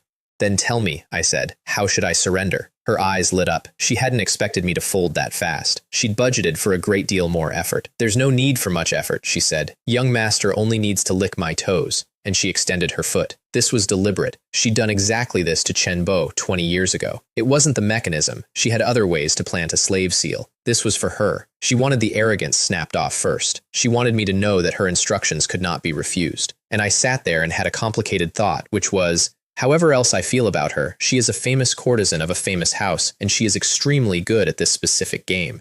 And I cannot play it, because if I keep pretending for one more line, I am actually going to have to lick her feet. That's as far as this goes. I do not need the door to a new world. She saw me shake my head and laughed softly. What? Is young master unwilling? In Bayon City, countless high officials and nobles wish they could lick my toes and never get to. That's why I can't be a high official or a noble, I said, and then I did everything at once. The great sun in my chest with the intent to break demons and slay evil. The blood and chi I had warehoused all afternoon out of a table full of braised meat. And the solar true fire wrapped around my fist, every buff I had, all of it, stacked, and I punched. The air came apart, the fire went in, and the domain shattered around us with a roar. Lamps, wood, distant noise, real world. I pulled my fist back and got my blood and chi under control and stood there thinking. Panel. Name, Chen Feng. Cultivation, Yang Yuan Realm Peak. Cultivation technique, Tai Yuan skill, first layer. Source power, 30. Information, sun contemplation progress, 5%. I had hit her, I was sure of it. Source power doesn't credit for a near miss, and something had definitely died. But 30. Only 20 points came off that. And the first thing, the vengeful soul in the temple, had been worth 10 by itself. She was stronger than that thing by an enormous margin. She should have been worth a great deal more than 20. I closed my eyes and replayed the moment of contact. One punch and the figure came apart, like a bubble bursting, not like a body. I stood on that floorboard for a while and let the conclusion arrive. That was a clone. Then I shook it off, because there was nothing to do about it. I'd swept my senses and there was no strange aura anywhere near me. If the real one wasn't here, then this was over for tonight. And there was the other thing, which made me feel very warm about my own life choices. I had given her Jiang Wei's name. If word gets out, if there's retaliation, it lands on Jiang Wei. What has that got to do with Chen Feng? And even setting that aside, being an envoy means every weird in the world already has a professional dislike of you. If they want to come for me, they can try. They'll need to be able to beat me first. Then something caught the corner of my eye. There was a crystal on the floorboards, clear, translucent, and under the house lamps it was throwing light that was not the color of house lamps. And the second I looked at it, something in me stood up and said, pick it up. Put it in your mouth. Swallow it. I stopped. Monsters drop materials now, or is this one special? The room around me was empty, secluded corner, second floor, nobody nearby. Only the sounds of women somewhere far off, which was actually reassuring because it meant I was in the real world. But this crystal was reaching into my head. Even out here, in reality, it was reaching into my head. So I snapped a length of railing off, broke it in half, and picked the crystal up with 2 sticks like a man eating dumplings in a plague year. That railing was property. But Yue Lan had said herself the boat was hers, and a weird's furniture belongs to nobody, and there is no Jianghu etiquette owed to a monster's balustrade. I could break whatever I wanted in here. Anyway, I was holding a crystal I did not understand, that was actively trying to talk me into eating it, and my gut was telling me it was enormously important. My gut is not a source. My gut wanted me to eat it, so I needed a way to identify things. And I stood there in the dark, holding two pieces of a railing, and had the single best idea of my life to that point. I am a man with a panel. Right now, it does one thing, which is display information about me. It cannot allocate points. It cannot upgrade anything. It is, functionally, a very fancy mirror. But I built it, out of my head, with source power, so I can add to it. Not point allocation, I couldn't afford that, but an appraisal function. That should be cheap, right? I reached for it and the answer came back immediately, the way it always does. I can feel the price before I pay it. 10 points. I breathed out. 10. Exactly what I expected, which meant my instincts about this thing were sound, and that was worth knowing on its own. And I didn't wince. 10 source power is one foundation establishment weird. That's an afternoon. Call it investment. Panel, I said. Appraise this crystal. And the display refreshed. A wisp of crystal containing land god's divine power. Mortals who swallow it will explode and die. Martial artists and cultivators can use special methods to devour and refine it, gaining a wisp of sacredness. I stood there in the dark on a burning quiet flower boat, holding a land god's divine power on a broken railing. A weird. Tangled up with incense-worshipping deities, no wonder she'd offered eternal life like it was on the menu. The authority of a land god can open the underworld. That is not a courtesan's promise. That is a real product. I wanted more. I wanted to know how you ingest the thing and where it came from. But tracing an origin is not just looking at an object. That reaches into karma and fate, and upgrading the appraisal that far would eat every point I had and still come up short. So I put it away. And then I sat down on the rail and waited, because if I'd killed her clone, the real one should be furious, and furious things come looking. I waited until the sky went gray. Nothing came. Nothing at all. I was disappointed in a very specific way. Was I wrong? Is there no true body? Or was something keeping her busy? Because if somebody kills your clone, you should at least be irritated. I got up and left quietly and went to go turn in the mission and to buy something to eat, because it was dawn and dew was coming off the grass and Bayon City was starting to shout about breakfast. Shopkeeper, I said at the first stall I liked the look of.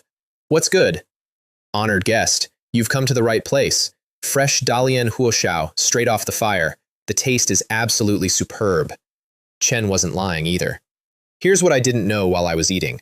Out past the city, in a different abandoned earth god temple, one that had a group of beggars living in it, there were sounds coming out of the doorway. Anyone passing would have been astonished, because beggars who can't reliably eat do not usually have women. And if anyone had looked closely, they'd have seen that the woman in there was beautiful the way a painting is beautiful, skin like white jade, and that she was clearly enjoying herself. Before long, the sounds stopped. She rose up out of them and stood in the morning sun, and even filthy, she looked holy, like something that had walked down out of the sky and gotten dusty on the way. And the beggars just kept staring at her, dazzled, unwilling to let her go. Her eyes narrowed. Her clone had been destroyed. The last thing it had transmitted said the man's name was Zhang Wei. Who was Zhang Wei? Strong enough to break a Foundation establishment clone? A clone that could open a ghost domain and quietly kill a true Qi Grandmaster? She'd have to report this to the organization. Then she turned around and looked at the beggars. A physical offering, she said.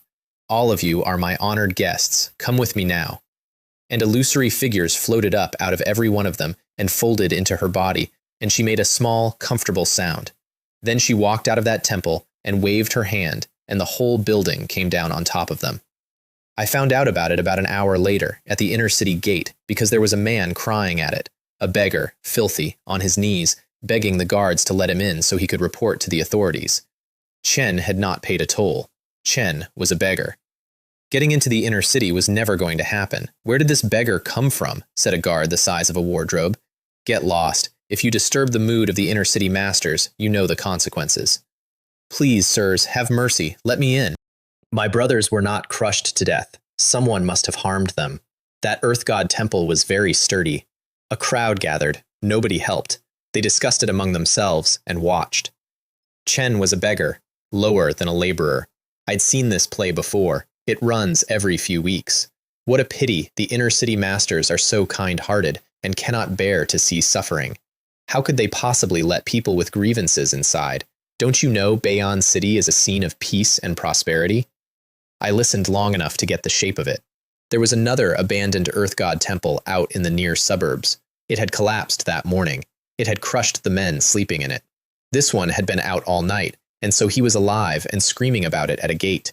I stood there and did not say a word. And I want to be clear about why, because I've thought about it since. It wasn't that I felt nothing. It was that the man in front of me was tall, strong, 4 working limbs, no worse off physically than anyone hauling freight in West City. Chen could have carried cargo. Chen chose this. Pitiful people usually have something hateful in them. Chen was lazy, and he liked eating. That's a cold read, and I stand by about 80% of it. The guard got angry, but with that many eyes on him, he couldn't just throw the man out. All right, he said. Don't think I don't know your type. You're using this as an excuse to squeeze money. And the beggar, who had absolutely no fear of boiling water, kept crying. And the crowd started turning, muttering that the guard had no sympathy. So the guard's face changed, and he did the smart, cheap thing, and threw a few copper coins at the beggar's feet. Here, now get lost. Disaster averted. Because letting him inside would have cost the guard a great deal more than coins. The beggar's eyes lit up. Chen scooped them off the ground, stood up like his knees had never hurt, and scurried off, leaving a crowd of onlookers standing there feeling stupid. I shook my head. Was that guard new? Chen was surprisingly honest. I've watched men in that uniform just beat people and throw them in the ditch. It's just an earth god temple, I thought. And then I thought, hold on, why is it an earth god temple again? Have I become deeply connected with the word earth god? I made a mental note to look into it when I had time and went in to get paid.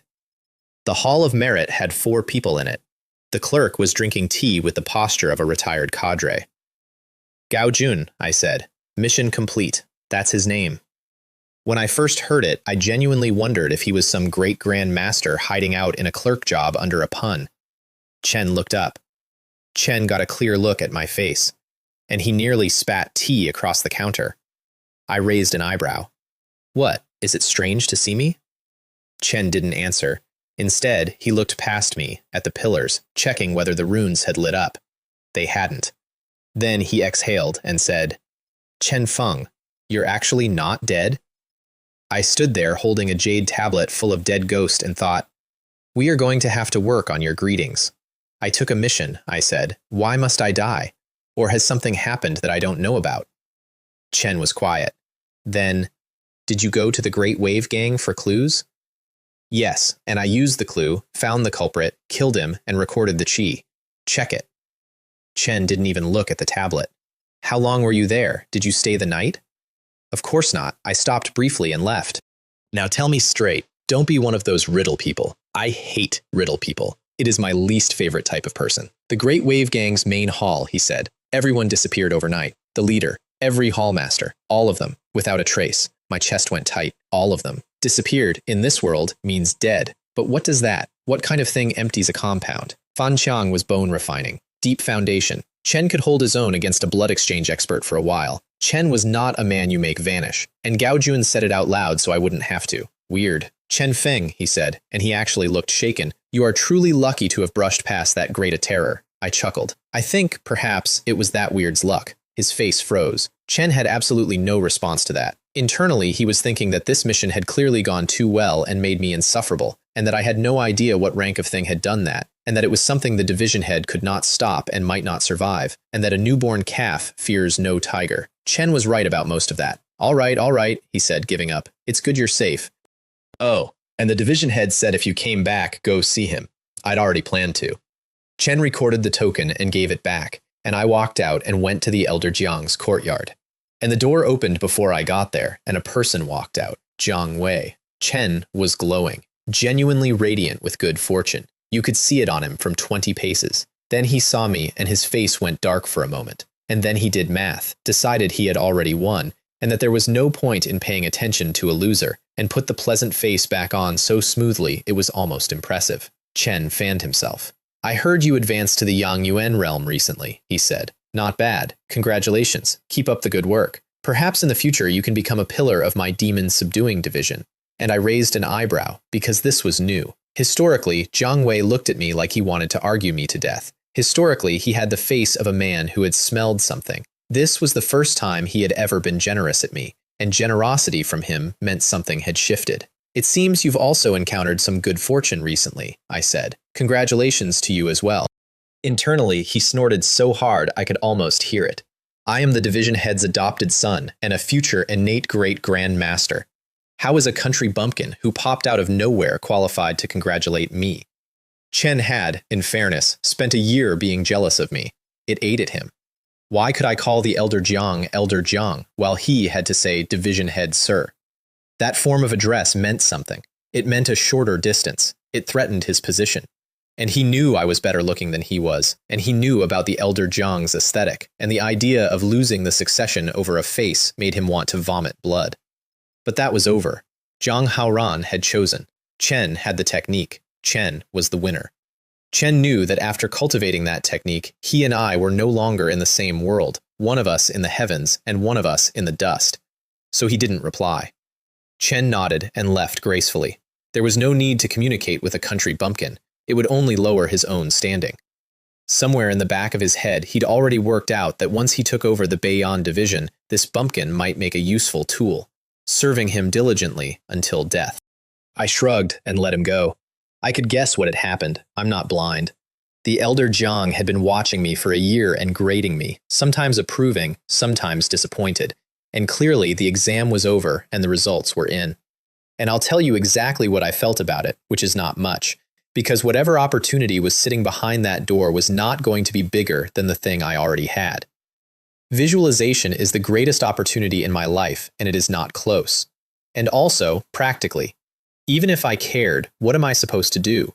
Judging by Jiang Wei's face, it was already finished. Was I going to shout about it? Make a scene? Like a clown? I couldn't do that. Besides, my relationship with Jiang Haoran isn't that deep. Chen saved my life, and then we got along well. That's a friendship across generations. It isn't a debt with a schedule. I went inside. You brat, he said, laughing, sitting at his desk. I didn't expect you to actually come back. Are you that short on confidence in me? I said. Also, these are Dalian flatbreads, fresh, still hot. Eat them before they die. I rolled my eyes and tossed the package on his desk. It's not that I lack confidence, he said, and his face went serious. It's that I had no hope at all. Whatever annihilated the Great Wave Gang overnight is at least true Qi realm. I shrugged. There was no point arguing. By the way, I said casually, the Great Wave Gang, was anything damaged? The things in the compound. Chen frowned. What, you brat? You still want to investigate this? Don't seek death. This kind of thing can only be handled by me, personally. Don't worry. Finding a secretive weird is a nightmare, and I'm not spending my life on it. You're right, he said, still frowning. This one is secretive. I suspect it used a mystic domain to lift those people out directly. Nothing else was touched. Which means it wasn't a sudden attack. Then he said the interesting part. But I'm very curious. What right does a low-tier organization like the Great Wave Gang have to be worth silencing? Or did they know something? I thought about it. I heard at the compound that Fan Qiang was mobilizing his people to search for news of the weird, to find whoever hurt his brother. Maybe he actually found something. Searching for news of a weird. The Elder Jiang's face did something complicated. A thing that living people should avoid, and they went out looking for it? Isn't that just suicide with extra steps? I let him think, and while he was thinking, I was thinking about the painting. The vast Earth map in the corner of that reception hall, with concept in it. I'd been trying to work out how to get it. And now, conveniently, there was nobody left in that building to argue with me. I made up my mind to go collect it. And I hoped the leeches from the county yamen hadn't already looted the place when they sealed it, or I'd have to go negotiate with them, which is worse than fighting a ghost. Never mind, he said finally. No need to dwell on it. By the way, you came back from a completed mission, right? Did you find the thing that killed Fan Lei? Not only did I find it, I killed it. And I killed the mastermind behind it. Although I'm not sure if that one was a clone. And I told him. Most of it. I left out the divine power crystal because I had a strong feeling that thing mattered, and I wanted to understand it before anyone else did, and because it was useful to me. And I left out the solar true fire entirely because a Yang Yuan realm cultivator with solar true fire is a fantasy. If people don't believe you, fine. If they do believe you, that is precisely how you get murdered in your sleep. Jiang Haoran listened to the whole thing, and his face went through several stages and settled somewhere strange. Chen looked me up and down like he was checking for a seam. You brat, he said.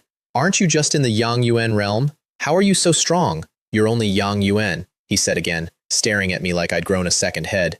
How do you deal with a weird that has a mystic domain?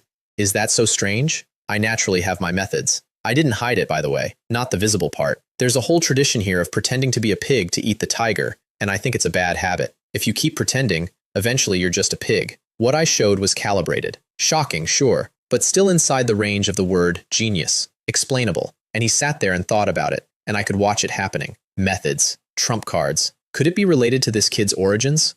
Chen hadn't forgotten that I came out of nowhere, like something dropped from the sky.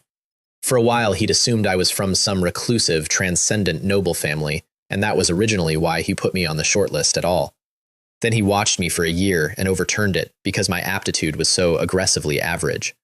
But if what I'd just told him was true, then the combat power was not something an ordinary person achieves. That's a genius, a fairly strong one. And he sat there wondering whether his eyes had gone bad, and whether he had misjudged this badly. Then he sighed, long, from the bottom. What a pity, he said. If you had shown this a few days earlier, perhaps. And he did not finish the sentence. I want to be clear that he did not regret the decision. Jiang Wei's aptitude was real. Jiang Wei could inherit. Jiang Wei could cultivate that technique and be a successor. But he sat in that chair, holding a flatbread I'd bought him, and felt something he had no name for.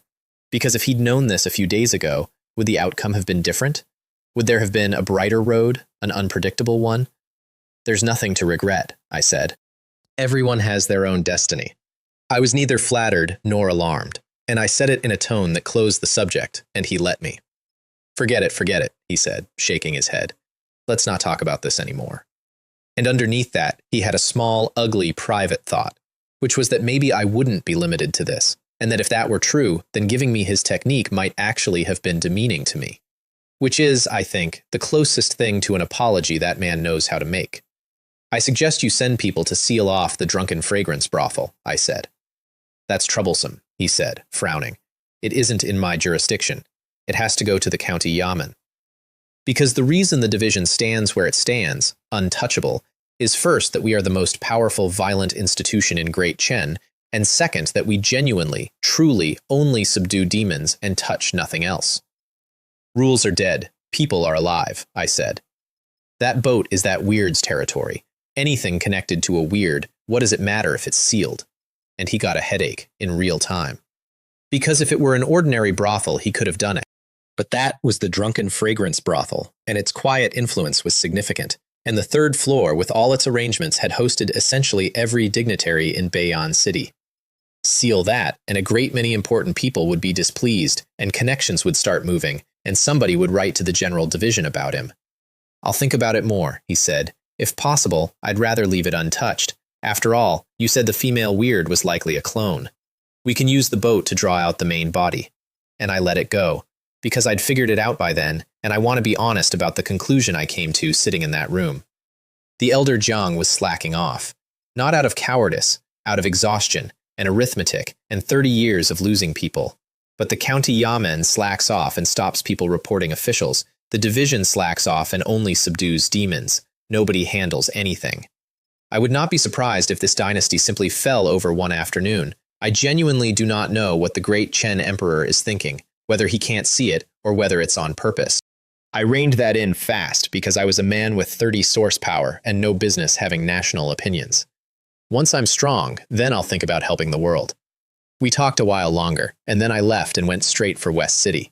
And I walked through the streets a little confused, because the elder Jiang's advice, underneath the words, had also been, slack off, don't be so eager, don't push.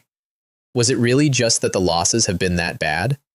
I shook it off, because I am never going to slack off on this specific thing. Killing evil demons is not a duty to me. It's my income, wandering around outside my wallet. Everyone else does this job and gets nothing but risk. I do this job and get paid twice. If I had a cheat and didn't use it, I'd be genuinely worthless. It was almost noon. I wasn't hungry, but the air smelled like scallion pancakes and braised pork, so I bought both and rolled one inside the other. And I want to report that the result is greater than the sum of its parts. Nobody would go near the Great Wave Gang compound. The neighbors could work out roughly what had happened. Even the county yamen had only left a couple of runners standing outside to keep civilians away. Stop! Who are you? A large runner with his nostrils pointed at me. Then, at closer range, he felt something about me and revised his tone mid-sentence into something extremely polite. Demon Subduing Division, I said, showing the token. Move aside. They moved aside. They were delighted, actually. With a thing like that having happened, even standing outside made them itch, and the only reason they were there at all was that the magistrate had promised a raise. Weird is terrifying. No money is worse. Inside, the stillness was enormous. The sun couldn't reach into the tall rooms, and they'd gone dim, and they had the specific look of boxes with lids. An ordinary person would have turned around at the doorway, Lan Chi still hanging in the corners, and judging by how clean that Lan Chi was, whatever left it was not low rank. I thought about purifying the place and decided not to. That's destroying a scene, and I don't need the paperwork. I went to the reception hall. Nothing had been taken, just like he said. Porcelain still on the shelves, wine still on the tables, unfinished. No signs of struggle. Nobody had run. They had simply stopped being in the room. I ignored all of it and went to the corner and picked up the vast Earth map. And my eyes lit up because up close, the concept in it was unmistakable, another visualization object. I wrapped it in a piece of silk so its divinity wouldn't be showing, tucked it under my arm, and walked out with it. Is that disturbing a crime scene? Don't be ridiculous. I am a demon subduing envoy. I am legitimately entitled to that painting. I just need to describe it as evidence. Then I heard shouting outside, which was odd because the place was cordoned off. A few good-for-nothings are fit to guard this place? And I came out to find Jiang Wei knocking Yamen runners over while they knelt and apologized and did not dare resist. Open your wretched eyes. I am from the Demon Subduing Division. Do you even qualify to question my affairs? Jiang Wei, I said, you certainly have a big temper. Chen Feng, why are you here? A major case occurred here and personnel disappeared. As an envoy, why can't I be here? You know about this case and you still dare come, he said. Aren't you looking for death? Then I won't trouble young Master Zhang with it. And I walked past him and left, and he stood there, genuinely wanting to hit me, and not doing it, because his new technique hadn't reached minor achievement, and this was not the moment. Endure a while longer, he told himself. The future is my stage. Then he walked into the compound, looked around, and after a minute felt inexplicably annoyed and hollow, and could not remember why he had come. Remember this. Chen came here on a whim, for no reason, found nothing, and left confused. That detail is going to matter. Back home, I laid out my winnings. 1 divine power crystal, which grants a wisp of divinity if consumed correctly, and which I had no idea what to do with because I walk the martial road. 1 vast earth map. I sat with the map and felt it out, and here's the assessment. The concept in it is not as good as the Great Sun contemplation diagram, but it's not far off, and if I could visualize that, I might be able to manifest a great earth avatar and forge a foundation that would hold up under anything I ever built on it. And then the two together. The great sun above, the vast earth below. The image of the sun shining on the earth, and every evil thing under it bowing its head. I sat there enjoying that far too much, and then made myself stop. Because too much of a good thing goes bad, and because my sun was at 5%, and getting greedy is how you end up with 2 half-built houses. Later. When the sun stalls, I'll switch to the earth. Also, the fight had done me good. Not in a way I could see. The origin chi in me had a large slice already stained with the sun's divine will, converting over. It wouldn't be long before foundation establishment simply arrived. The one weak point was my cultivation technique. Taiyuan's skill. It's plain, everyone says so. It gives no combat bonus at all. I like it for exactly that reason. It's neutral and peaceful, and it does not fight with anything. It causes no origin chi conflicts. It is the Tao of moderation in all things. And I am a man who intends to visualize a great many contradictory things over the course of his life, and would prefer not to explode. Besides, Taiyuan is not a small word, not just as a name. I'd think about that later too, which meant a trip to the library for the Foundation Establishment chapter, and while I was there, I'd look up what a divine power crystal actually is. First floor of the library, and the girl was gone. Behind the counter was a very old man with a scroll held up close to his face, reading carefully, with the whole scholar arrangement about him. You could tell he'd taught once. I felt something small and unpleasant and took out my token. Esteemed Elder Jiang, I said, I want the Foundation Establishment chapter of the Taiyuan skill. Where is it? Chen looked up, surprised. You, young man, are truly rare. You cultivate the Taiyuan skill at the Foundation Establishment stage? That technique gives no combat bonus at all. It's fine. I'm used to it. Used to it? Chen shook his head. Chen was not unfamiliar with that excuse. Young man, listen to my advice. If you save a few more merit points, you can exchange for the evil extermination record. 400. The Taiyuan skill is only 300, but it's really not very useful. If the technique is too useless, dealing with strange things is very hard.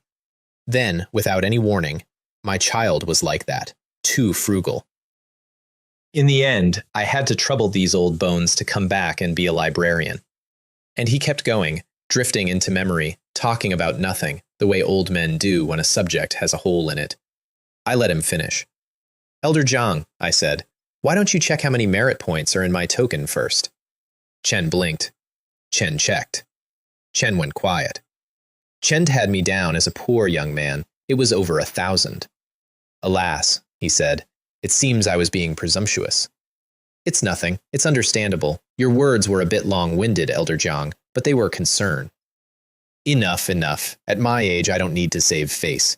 If I made a mistake, I made a mistake.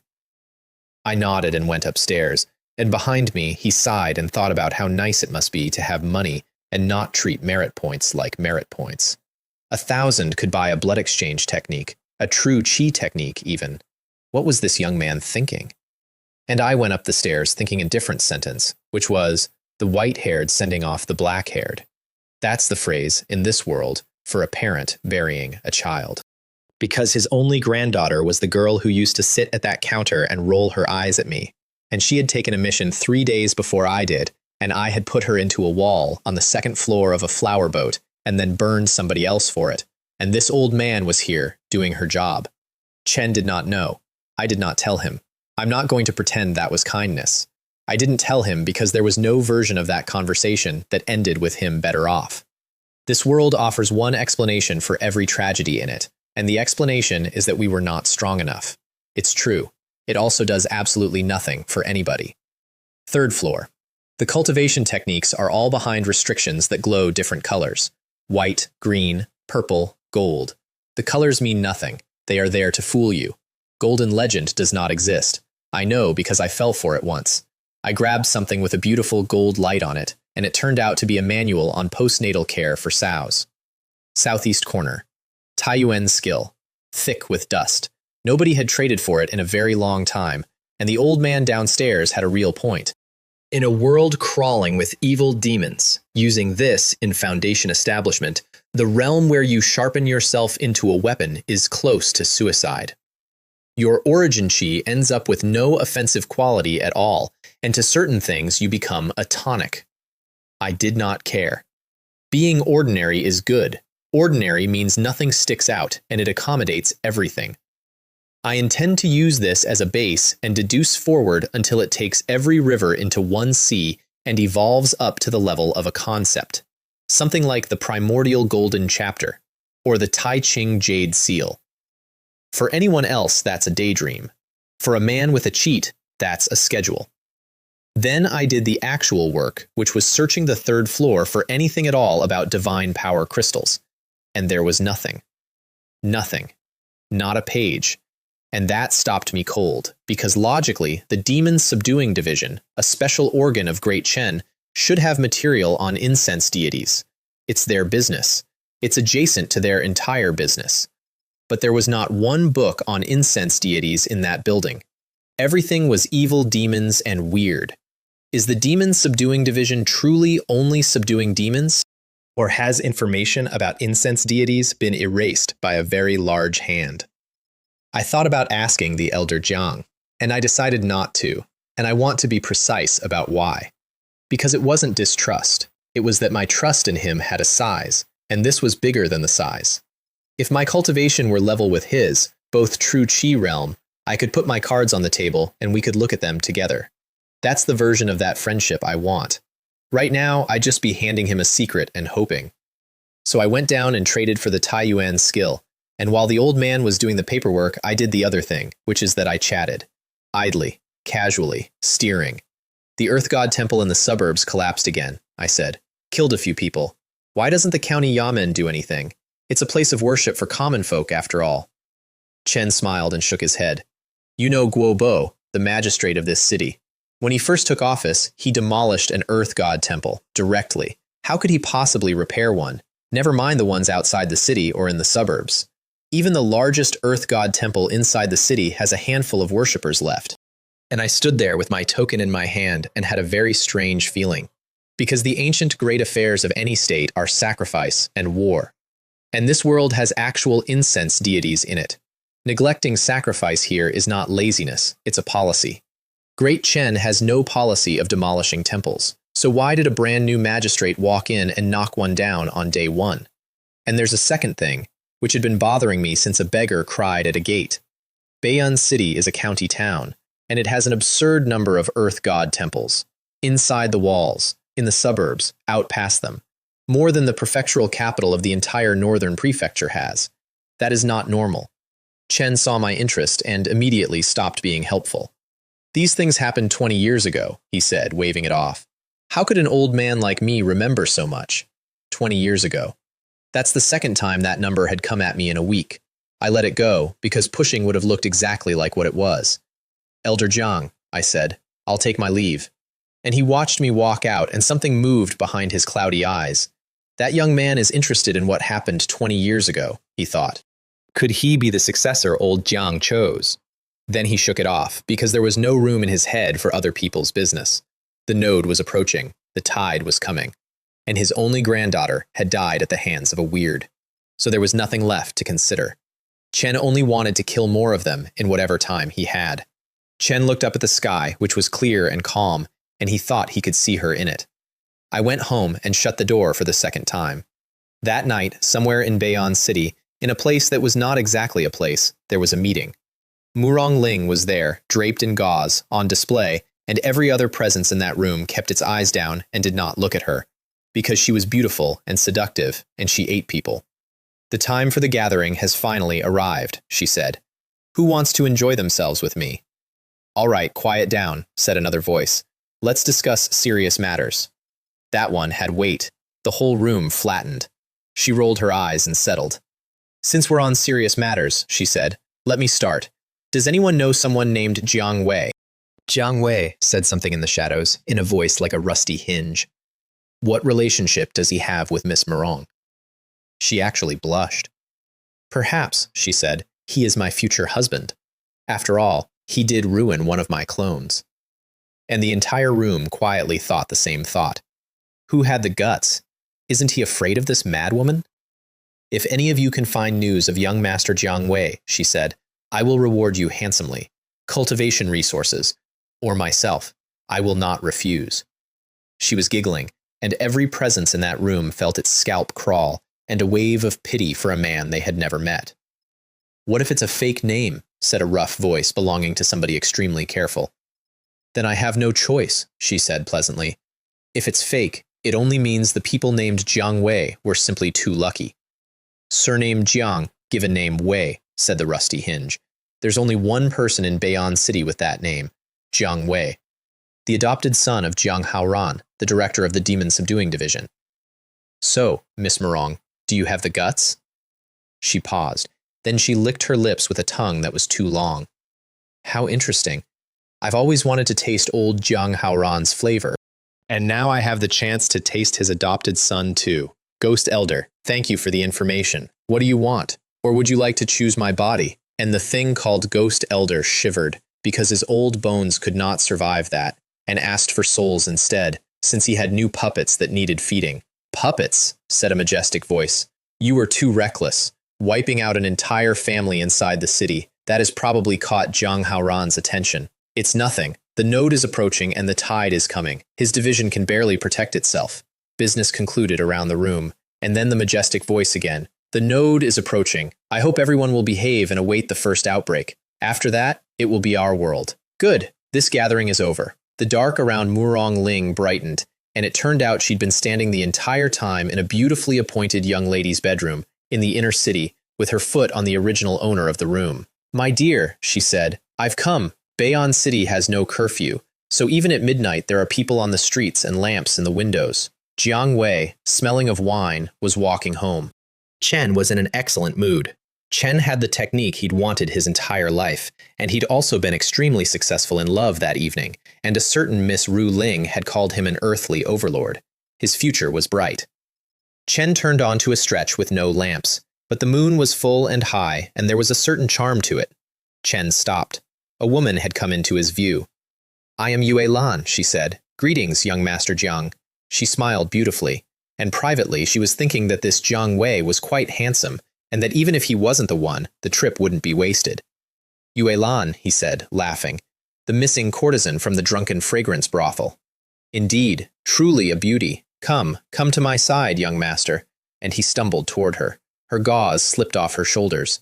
"Young master is really impatient," she said. And Jiang Wei's stumble turned into a straight line, and he put a fist into her body with everything he had, eyes hard and clear. Did she really think he was a fool? A woman appearing out of nowhere at midnight on an unlit street. A weird, obviously. I want to give him this. That was correct. That was, tactically, the right read. Murong Ling took the punch. Her expression turned resentful. Young master is really rough. And a while later, Jiang Wei was on his knees on the flagstones with nothing left in him. "It seems young Master Jiang's stamina is not good," she said, walking around in front of him. "What a pity."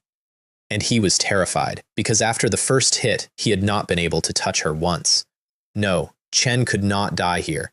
And under an extremely strong will to survive, something inexplicable happened, and power came up out of him from nowhere, and he stood back up. And Murong Ling actually paused. Hopeless state, counterattacked out of a hopeless position. 20 years ago, she thought, there seemed to be such an example. How interesting. The next morning, the street had people on it again, and they found Jiang Wei lying on the ground, empty. Inside the division, I was watching the sun come up over the wall and squinting at it, trying to catch a trace of the sun's true meaning off the actual object. I got nothing, as always. The problem is that visualizing properly requires sitting still with my eyes closed, and that means seclusion, and seclusion means time. If only I could visualize while doing something else. Honestly, my demands were unreasonable. Overnight, I'd gone from 5% to 7%, which was far faster than before, and I had a feeling 10% was a real wall with something on the other side of it. I did make a note, find a technique for multitasking, 1 mind, 2 uses, something. Then there was noise outside my courtyard, and I ignored it because I was in seclusion, and unless the sky fell, it was not my problem. That was the morning they found Jiang Wei. I closed my eyes and went back in. The 2 suns came up in my head again, and mine was different now, not a fireball. It had a shape, a complicated one. Why does a sun need a shape that complicated? I looked at it too long, and it made my eyes water, like a higher dimensional structure being forced to unfold in a space with the wrong number of directions. Fine, world differences. If it were the star version, it probably wouldn't have any conceptual ability at all. Day turned into night. By dusk, I was at 90% of the way to 10, and I got extremely careful, outlining slowly, because a tall building on a flawed foundation is a building that comes down when you touch it, and everything you built becomes an illusion. And I outlined through the whole night, and in the morning, the light came through the lattice window and landed on me and put warmth on my face, and I had a realization, and I put in the last stroke. 10%. And the sun in my head stopped being a fireball. It was a divine object. If I manifested it, it might genuinely light a street. And I don't mean brightness, I mean the other thing. Illuminating all beings, protecting all beings, expelling evil demons and strange occurrences. There's a legend in this world that the world was originally empty and dark, and then a great sun appeared and dispelled all of it. And that is where things and living beings came from, and that is how the Age of Light started. So if I could visualize to the extreme, I could do it again. Well, if the world were the size of a street at my current grade, and as the progress broke, the sun's divine power leaned on the origin chi in my body, and the conversion accelerated and completed. Solar origin chi, great sun origin chi. It filled me up, and with every movement my blood surged, and every unclean thing in the world got a little further away. And if I let it out, it could tear a curtain of light through the middle of the night. And the origin chi being done meant the realm was done. Since the foundation is laid, I thought, why not? And I stepped into foundation establishment on the spot, in my own bedroom, without a fight. The origin chi stopped being confined to blood and went everywhere, refining my organs, my 4 limbs, all my bones. If anyone had known, they'd have been shocked. That kind of internal refinement is a blood exchange martial saint's job. You have to exchange your blood first before you can refine yourself from the inside. I was in the body forging stage, the first one. Then I opened my hand, and a ball of fire came up off my palm. That was the second thing. The solar true fire had grown with me. It had gone from an infant to a youth. Before it was a thread, and now it was genuinely a fireball, and if I'd wanted to, I could have gone and joined the fireball cult with a straight face. But that wasn't the interesting part. The interesting part was that it had changed underneath. It had picked up functions. It used to be overbearing. Touch a person and they were ash, no negotiation.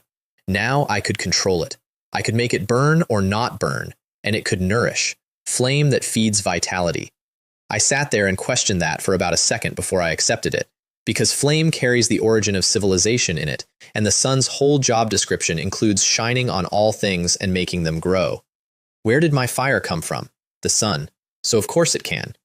I tried to push from 10 to 11, and it was like walking into a wall. My speed collapsed. Right. Stuck again.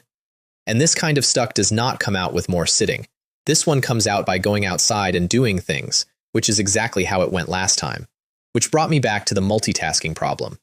And then I took the divine power crystal out and looked at it, and I had the idea, what if I use this to grow a clone? A second primordial spirit. My main body walks the martial road and travels the world. My clone walks the divine road, sits in one place, presiding over a patch of ground, and visualizes 24 hours a day, forever, and feeds the progress back to me. I sat there with the crystal in my hand, and my eyes went bright, because that is a beautiful idea. Also, 20 source power is nothing, and I needed to go kill things.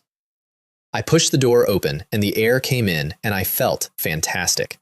And I went to see the Elder Jiang, to ask if he had any opinions, and to go hunting. And I found his gate shut, which was odd. I stood there wondering if he'd gone out on a mission. An envoy came past. Chen knew who I was, in the sense that he knew I was the connected one, and privately, he had contempt for me. Coming to see the division head this early, must be here begging for favors. What does the division head even see in him? Is it just the insignificant good looks? Then he came over with an enormously fawning expression, because contempt is contempt, but flattery is business. Sir, are you looking for the division head? Chen went to Chen Si Hall. I raised an eyebrow. Chen Si Hall is the medical hall. Why is the Elder Jiang at the medical hall? And my mind went straight to the worst version, which is that he'd been wrecked on a mission and was dying. And I want to be fair to myself here. That isn't dark thinking. That's the base rate. Every time we go out, people come back dead or come back broken. Thank you, brother, I said, and left. And the envoy stood there for a long time, waiting for something, and then walked off cursing me for being stingy. Chen Si Hall is a medical hall, and it sits dead center of the division, with 4 roads running off it to the 4 gates, because an injured envoy coming in through any gate needs to get there fast. It is the core of the core. That's how the building is designed. Around the idea of you being carried in. I got there and saw Jiang Haoran, and I saw Jiang Wei lying on a bed with a face the color of paper. Little Jiang, I said, why are you so weak? Chen heard me. Chen could not turn his head. Turning his head was beyond him, so he lay there with the only strength he had left, which was anger, in that specific flavor you get when you can't do anything about it. Tisk, I said, shaking my head. It seems he's completely drained. I had genuinely thought this future successor of the Beiyan Demon Subduing Division was formidable. It had been days. Cough, said Jiang Haoran quickly. Chen Feng, you've come at just the right time. Chen was cutting me off. If I'd kept going, Jiang Wei was going to detonate. Although privately he agreed with me and found the whole thing embarrassing. But he was still the successor. I have something to ask of you, he said, and his face went serious. Some people have gone missing at the 3 Mountains gathering. I intended to investigate personally, but now this situation has arisen, and he pointed at the bed. So I'll trouble you to go and look. If you detect anything unusual, report immediately, and I'll rush over. Elder Jiang, I said. I remember I just finished a mission and am currently on a break. Yes, logically I shouldn't disturb you, but I really can't get away. I don't trust anyone else. And observing your chi, you've already had a breakthrough, haven't you? Chun was looking at me with something that had shifted permanently, and he had finally confirmed to himself that he had been wrong. I wasn't ordinary. I was a hidden genius, and my aptitude might be far above Jiang Wei's. And then he looked at the limp thing on the bed and felt a pang he did not enjoy. It truly is infuriating to compare people, he thought, and now he's been drained by a female weird. I should have known not to choose Jiang Wei. Director's wisdom eye is like a torch, I said. All right, you brat, stop with the officialese. What benefits do you want? Speak up. And my eyes lit up because I stopped being sleepy the instant benefits entered the conversation. Because here was my chance to get a one-mind, two-uses method or a clone technique out of this man. Do you have any methods for one mind, two uses here? I said, or techniques for creating a clone, an incarnation? Chen was stunned into stillness. You brat, you're really asking for a lot. One mind, two uses is one thing, but a clone, an incarnation, do you know what level of technique that is? His beard was going crooked. I didn't blink. Of course I knew what level it was. I was trying my luck. That's what trying your luck is. So, Elder Jiang, do you have it or not? Chen calmed down and frowned, because even if I'd broken into Foundation establishment, logically I would have no use for those, and asking meant something. Or it was related to whatever the secret was. I could see him thinking it, and I did not care. I don't need those techniques to kill people. I need them for homework. I don't have clone, he said, but I do have a book with a method for one mind, two uses. However, that thing is of a somewhat high grade, So, Elder Jiang, what are your conditions? I said, cutting him off before he could build up. One of our envoys also went missing at the Three Mountains gathering, he said gravely. I want you to find his whereabouts. We need to see him alive, or his body, if he's dead. That was why he'd wanted to go himself. We have a station out there. A station attacked and personnel missing, right now, at this exact juncture, is not a small thing. Logically, you do not hand that to a man who just entered Foundation establishment. But he knew what my combat power was. I'd handled a domain holding weird at Yang Yuan. This condition is too difficult, I said. Change it, because I hate looking for people. I hate it more than almost anything. How about an additional 3,000 merit points, he said. And if you can investigate the cause and hunt down whatever is behind it, you can choose anything from my side, including some cultivation techniques. Deal, I said, and slapped the table. I'd have been a fool. I was already going hunting. We talked a while and I left, and he watched me go and sighed and thought, if time could rewind, I would choose. And then he looked at Jiang Wei on the bed and got a headache, because that foundation was very nearly ruined, and there was nothing to be done, and there was one option left that involved asking for help and owing somebody a favor. The Three Mountains gathering is downriver. 3 mountains, 3 villages, 1 market in the middle where they traded. Then the taxes for entering Bei'an City got high enough that villages much further out started coming here instead, and now it has grown into a thing that should not exist. Officially, there is no such administrative unit as a town in Great Chen. Below a county, there are only villages, one after another. When I first learned that, I thought a county governing villages directly was an absurd span of control. Then I understood. This is a Shenxia world with transcendent powers in it, but underneath that, it's an ancient dynasty with ancient productivity, so the population is small enough that it works. Except this place had quietly become a town. Young master, said the boatman on the way down, a solid middle-aged man who had clearly never missed a meal. You're heading to the Three Mountains gathering? Is there something strange about that? Many people have gone missing there recently, and the government has put it under martial law. If you're going to buy things, you'll come back empty-handed. Martial law? That's serious. It's fine, just go. You won't be shortchanged. Chen didn't argue. Chen was only afraid of not being paid. We got there around noon, and I looked at it, and my first thought was, this meets the standard of a town. Boatman, I said, didn't you say it was under martial law? Why are people trading in the streets? And the man was as confused as I was. Young master, I really didn't lie. The government just announced it yesterday, decrees changing overnight. I filed that and got off, and then I did the thing you do, which is walk around and look at the shape of a place before you talk to anybody in it.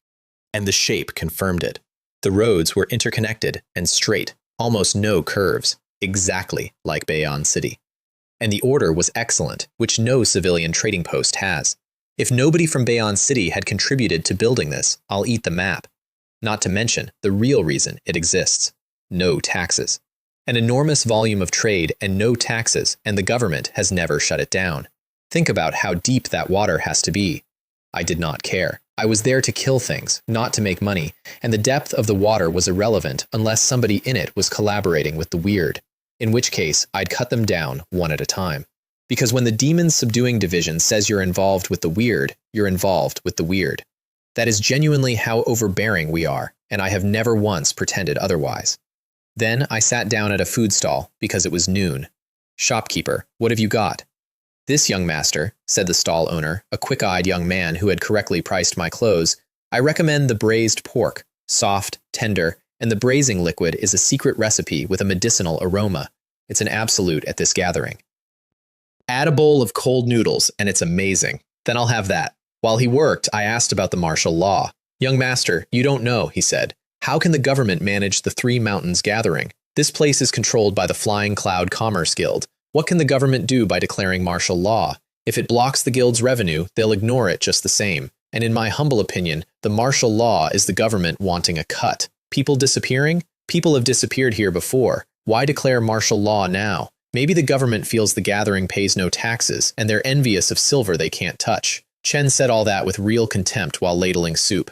"Flying Cloud Commerce Guild. People disappearing," I said. "Shouldn't that be a big deal?" "It used to be, but gradually everyone got used to it. If people disappear, they disappear. Wealth is found in danger, and there are no taxes here. And there it is. That's the whole country in 4 sentences. The braised pork and the cold noodles with chili oil came out, and I ate, and I want to give an honest review, which is that it was fine. It was a roadside stall.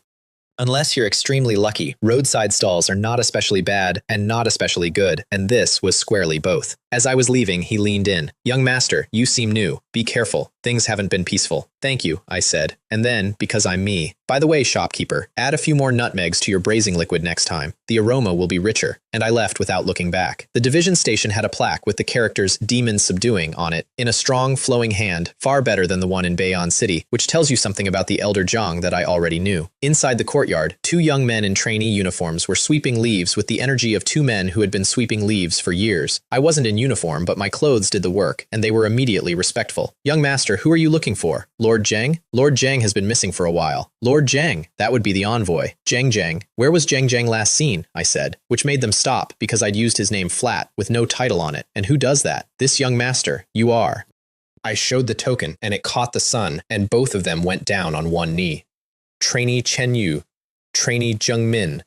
Greetings, Your Excellency. We have been awaiting Your Excellency for a long time." They were genuinely close to tears.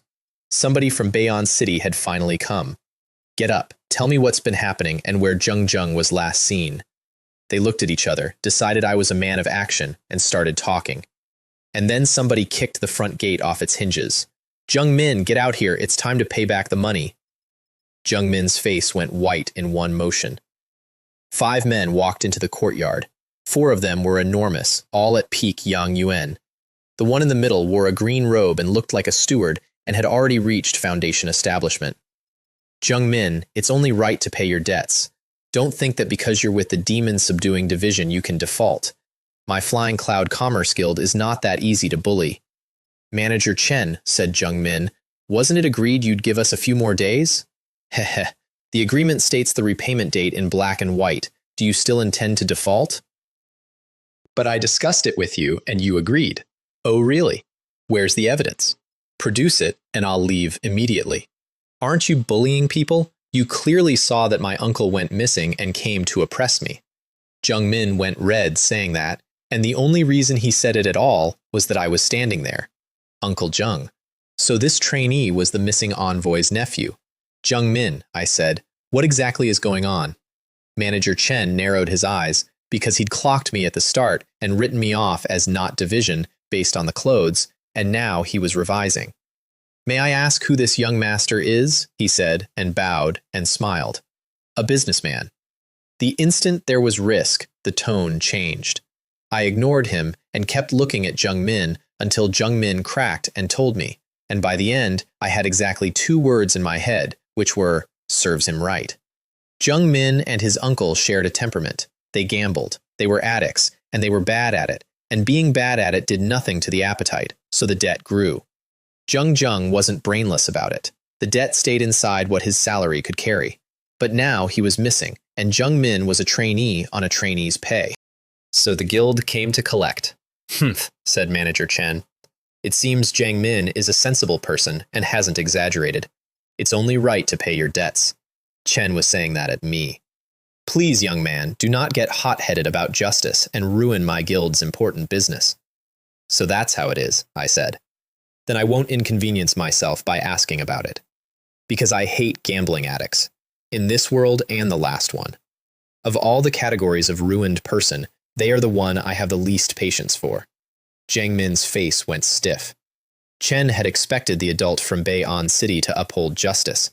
His whole plan had been that. They kicked in the division's gate. Aren't you going to defend the prestige of the division? Aren't you going to drive them out? I saw exactly what he was doing. Chen wanted to use me as a shield. No, solve your own trouble. As for the prestige of the Demon Subduing Division, that's a joke. I'm a miserable laborer with no official position. Whoever wants to uphold that prestige is welcome to it. And this guild had not provoked me. Chen saw I wasn't moving, so he gritted his teeth and knelt. Adult, he said. I possess a secret art that might be able to track my uncle's aura. And my eyebrows went up and my eyes lit up. Tracking Jung was secondary. What I wanted was the tracking art, because renting the howling celestial hound every time is not sustainable, both because temporary visualization is weak and because I do not intend to walk the dog path. Adult. That one word hit Manager Chen like a dropped brick. May I ask, he said, bowing again, are you an official demon subduing envoy from Bei'an City? I didn't answer. I changed the subject. Manager Chen. I recall that under Great Chen law, private gambling houses are not permitted. His face stiffened. Of course he knew what I was doing. And as for Great Chen law, what a joke. If anyone actually enforced Great Chen law, the Three Mountains Gathering would not exist. This adult, he said. Jung Min owes our guild a lot of silver. I know. It's only right to pay your debts. However, Jung Min is a trainee of my Demon Subduing Division, and he is now a special informant in a case. I hope Manager Chen can grant him a few more days. Once the case is solved, you may collect, and he may pay. I will not interfere. And Jung Min's heart dropped, because he'd played his trump card hoping for rescue and gotten a postponement. Manager Chen went quiet, and worked out that a civilian commerce guild has no reason to fight the Demon Subduing Division. A corrupt county yamen is one thing, we are the other thing. Then let it be as this adult says, he said. Let's go. And he left, decisively, and I watched him go and thought, was that really about a debt? This guild has problems. It did. Back at the Flying Cloud Commerce Guild, in a mansion better appointed than any building in Bei'an City, Manager Chen reported to a closed door, and from behind it, a lazy, clear voice said, so the division has reacted, and this person must be the one they sent. I observed his chi. His cultivation doesn't seem high, probably only recently entered Foundation establishment. Would the division send someone like that? Because Jung, who had held this post, was a blood exchange martial saint a step from true chi. Don't be careless, said the voice. The division has countless talents. Who knows what trump cards? And then there were other sounds from that room, including a whip, and Manager Chen's mouth twitched and he kept talking. The division sent someone to investigate Zheng's disappearance, said the voice. In that case, let's give him a truth. Inside, an old man and a young man were playing chess. The young man was dressed like money and had a delicate face, only very slightly less handsome than mine, which I want on the record. The old man was ugly and his robe was patched. Hee, young Master Cui, this is a big deal. Handled badly, a great disaster befalls us. You don't need to worry about that, old ghost. Of course, if you want to make a move, I won't stop you. It'll be a good chance to see whether you're qualified to cooperate with my Flying Cloud Commerce Guild. It seems young Master Cui doesn't trust this old man. Very well, I can make a move. But I'll need to borrow young Master Cui's beauty for a while. Granted, said the second young Master Cui, without looking up. Results tonight. And the ghost elder turned and looked at the young woman in that room who had been dancing for them and occasionally whipping herself, and who had been enjoying her evening because she had admired young Master Cui for a long time and was pleased to be there even doing that. And when his eyes landed on her, she felt like she had fallen into an ice cave and there was nobody else in the room. Back at the station, Jiang Min had transformed into the most obsequious creature I have ever seen. "All right," I said. "You're actually very dissatisfied, aren't you?" His face went rigid and then terrified, and he shook his head like a rattledrum. "How could that be, sir? If it weren't for your persuasion, I'd have been dragged back to the guild, and I don't know what my fate would have been." "Oh, is this Flying Cloud Commerce Guild so bold?" I'd assumed that was an excuse. Looking at his face, it wasn't. "Sir, you don't know." Chen swallowed, looked around, confirmed it was just the three of us, and dropped his voice. "This guild spans 2 prefectures, vast power, deep roots, not just Bayonne County. I heard even the Imperial Court has their people." "If that's the case," I said, "why would this powerful guild come to Little Bayonne County and to the Three Mountains Gathering?" His face stiffened because he didn't know. I let him off, because putting that next to the anomalies in Bayonne City, I could feel the shape of it. A storm is coming, which meant I needed to harvest a few more waves of source power before it landed. With enough of it, I have a trump card. Burn the whole reserve and manifest the great sun Dharma image, and light the earth, and dispel whatever wants to happen. Meanwhile, Chen Yu, who had been silent for a long time, was quietly delighted because the rich kid had finally taken a loss. "All right," I said, "where was Zheng Zheng last seen missing? No more nonsense." "Sir, it was Phoenix Street. That street is very remote and mostly has secret prostitutes." That was Chen Yu, and his expression when he said it was extremely specific. I sat with that for a moment. So Zheng Zheng was rotten all the way through, gambling addict and this, and not even good taste about it. Bayonne City has famous flower boats and famous houses. Chen came here. Secret prostitutes, in this world, are mostly wives and daughters of ordinary people whose lives fell apart and who have no other way to eat. They are not selected for beauty. It is a good day if they aren't gaunt and sick. Or maybe he was so responsible he wouldn't abandon his post. Given the gambling and the rest, I doubted it. I know I shouldn't judge with prejudice. I judged anyway. Lead the way. Phoenix Street is not remote in the sense of being hard to find. The road there has helpful signs, in case you might not know what it is. As we got closer, Jiang Min got noticeably more flustered. "What, Jiang Min?" I said. "Do you come here often too?" "Lord, you may not know," said Chen Yu cheerfully, "but Jiang Min is a regular." Jiang Min glared murder at him. Chen Yu did not care in the slightest, and kept excavating. "You usually have Lord Jiang backing you," he thought, acting so arrogant. "Now Lord Jiang is missing, and this new lord doesn't care about you either. If I don't seize this opportunity, it would be a waste." "Chen Yu," I said mildly, "it seems you're quite familiar with this place," and his face stiffened. "Haha, it's just something I heard through the grapevine," he explained, badly. And Jiang Min next to him nearly floated off the ground with joy. "Enough," I said. "This street is the last place he disappeared." "Yes, Lord. My uncle disappeared right here." Chen looked genuinely sorrowful, which is fair. His uncle was the only reason he had a badge and a life. Uncle Zheng gone, everything gone. "Then perform the tracking secret art." "Lord, aren't we going to investigate a bit first?" "Why?" "Phoenix Street is wide and long and full of dark corners. What's the point of investigating with the naked eye? Are we going to rely on luck? Better to lock the aura now. Or are you telling me you never had the secret art and you were lying to me?" And I let my expression go cold. "No, no, no. How dare I deceive the Lord? I have it." "Then don't waste any more time." "Yes, Lord." Chen circulated his blood, bit his index finger, and drew a rune in the empty air with the blood, and a red glow came off it and settled, and threads of red light patterns unspooled forward down the street. "Lord, the art has taken effect. Follow the light patterns." Chen said it with a face like wax and a voice with nothing behind it. His origin chi had visibly dropped. "That's the price. There's always a price." If there hadn't been one, he'd have used it the day his uncle vanished. I looked at that rune and thought, this is interesting, condensing runes in empty space to track auras. That's a true Chi Realm class of method, possibly above. Let's go. Phoenix Street is wide and would look like a normal street if you could ignore the sounds from the buildings and the women along the roadside. It was daytime and business was excellent, which is public debauchery in broad daylight, and my 2 companions did not react at all, which told me everything. The girls saw my clothes and lit up and started coming over, and then they saw the 2 uniforms flanking me and stopped, and resented it. Where did these 2 accursed fiends come from, guarding this handsome man so tightly, free even? They'd have done it free. We ignored them, me out of disdain, the other two out of fatigue. Halfway down the street, I heard crying, not the other sounds, crying, which stood out badly. It was an old woman sitting on the ground, wailing, 60 or 70, hair everywhere, clothes with holes in them. The clothes were expensive. I don't know much about clothes, but I can read a weight and a shine, and that was good material, a little below what I was wearing. What's going on? I said. Oh, it's her, said Chen Yu. It seems her daughter still hasn't been found.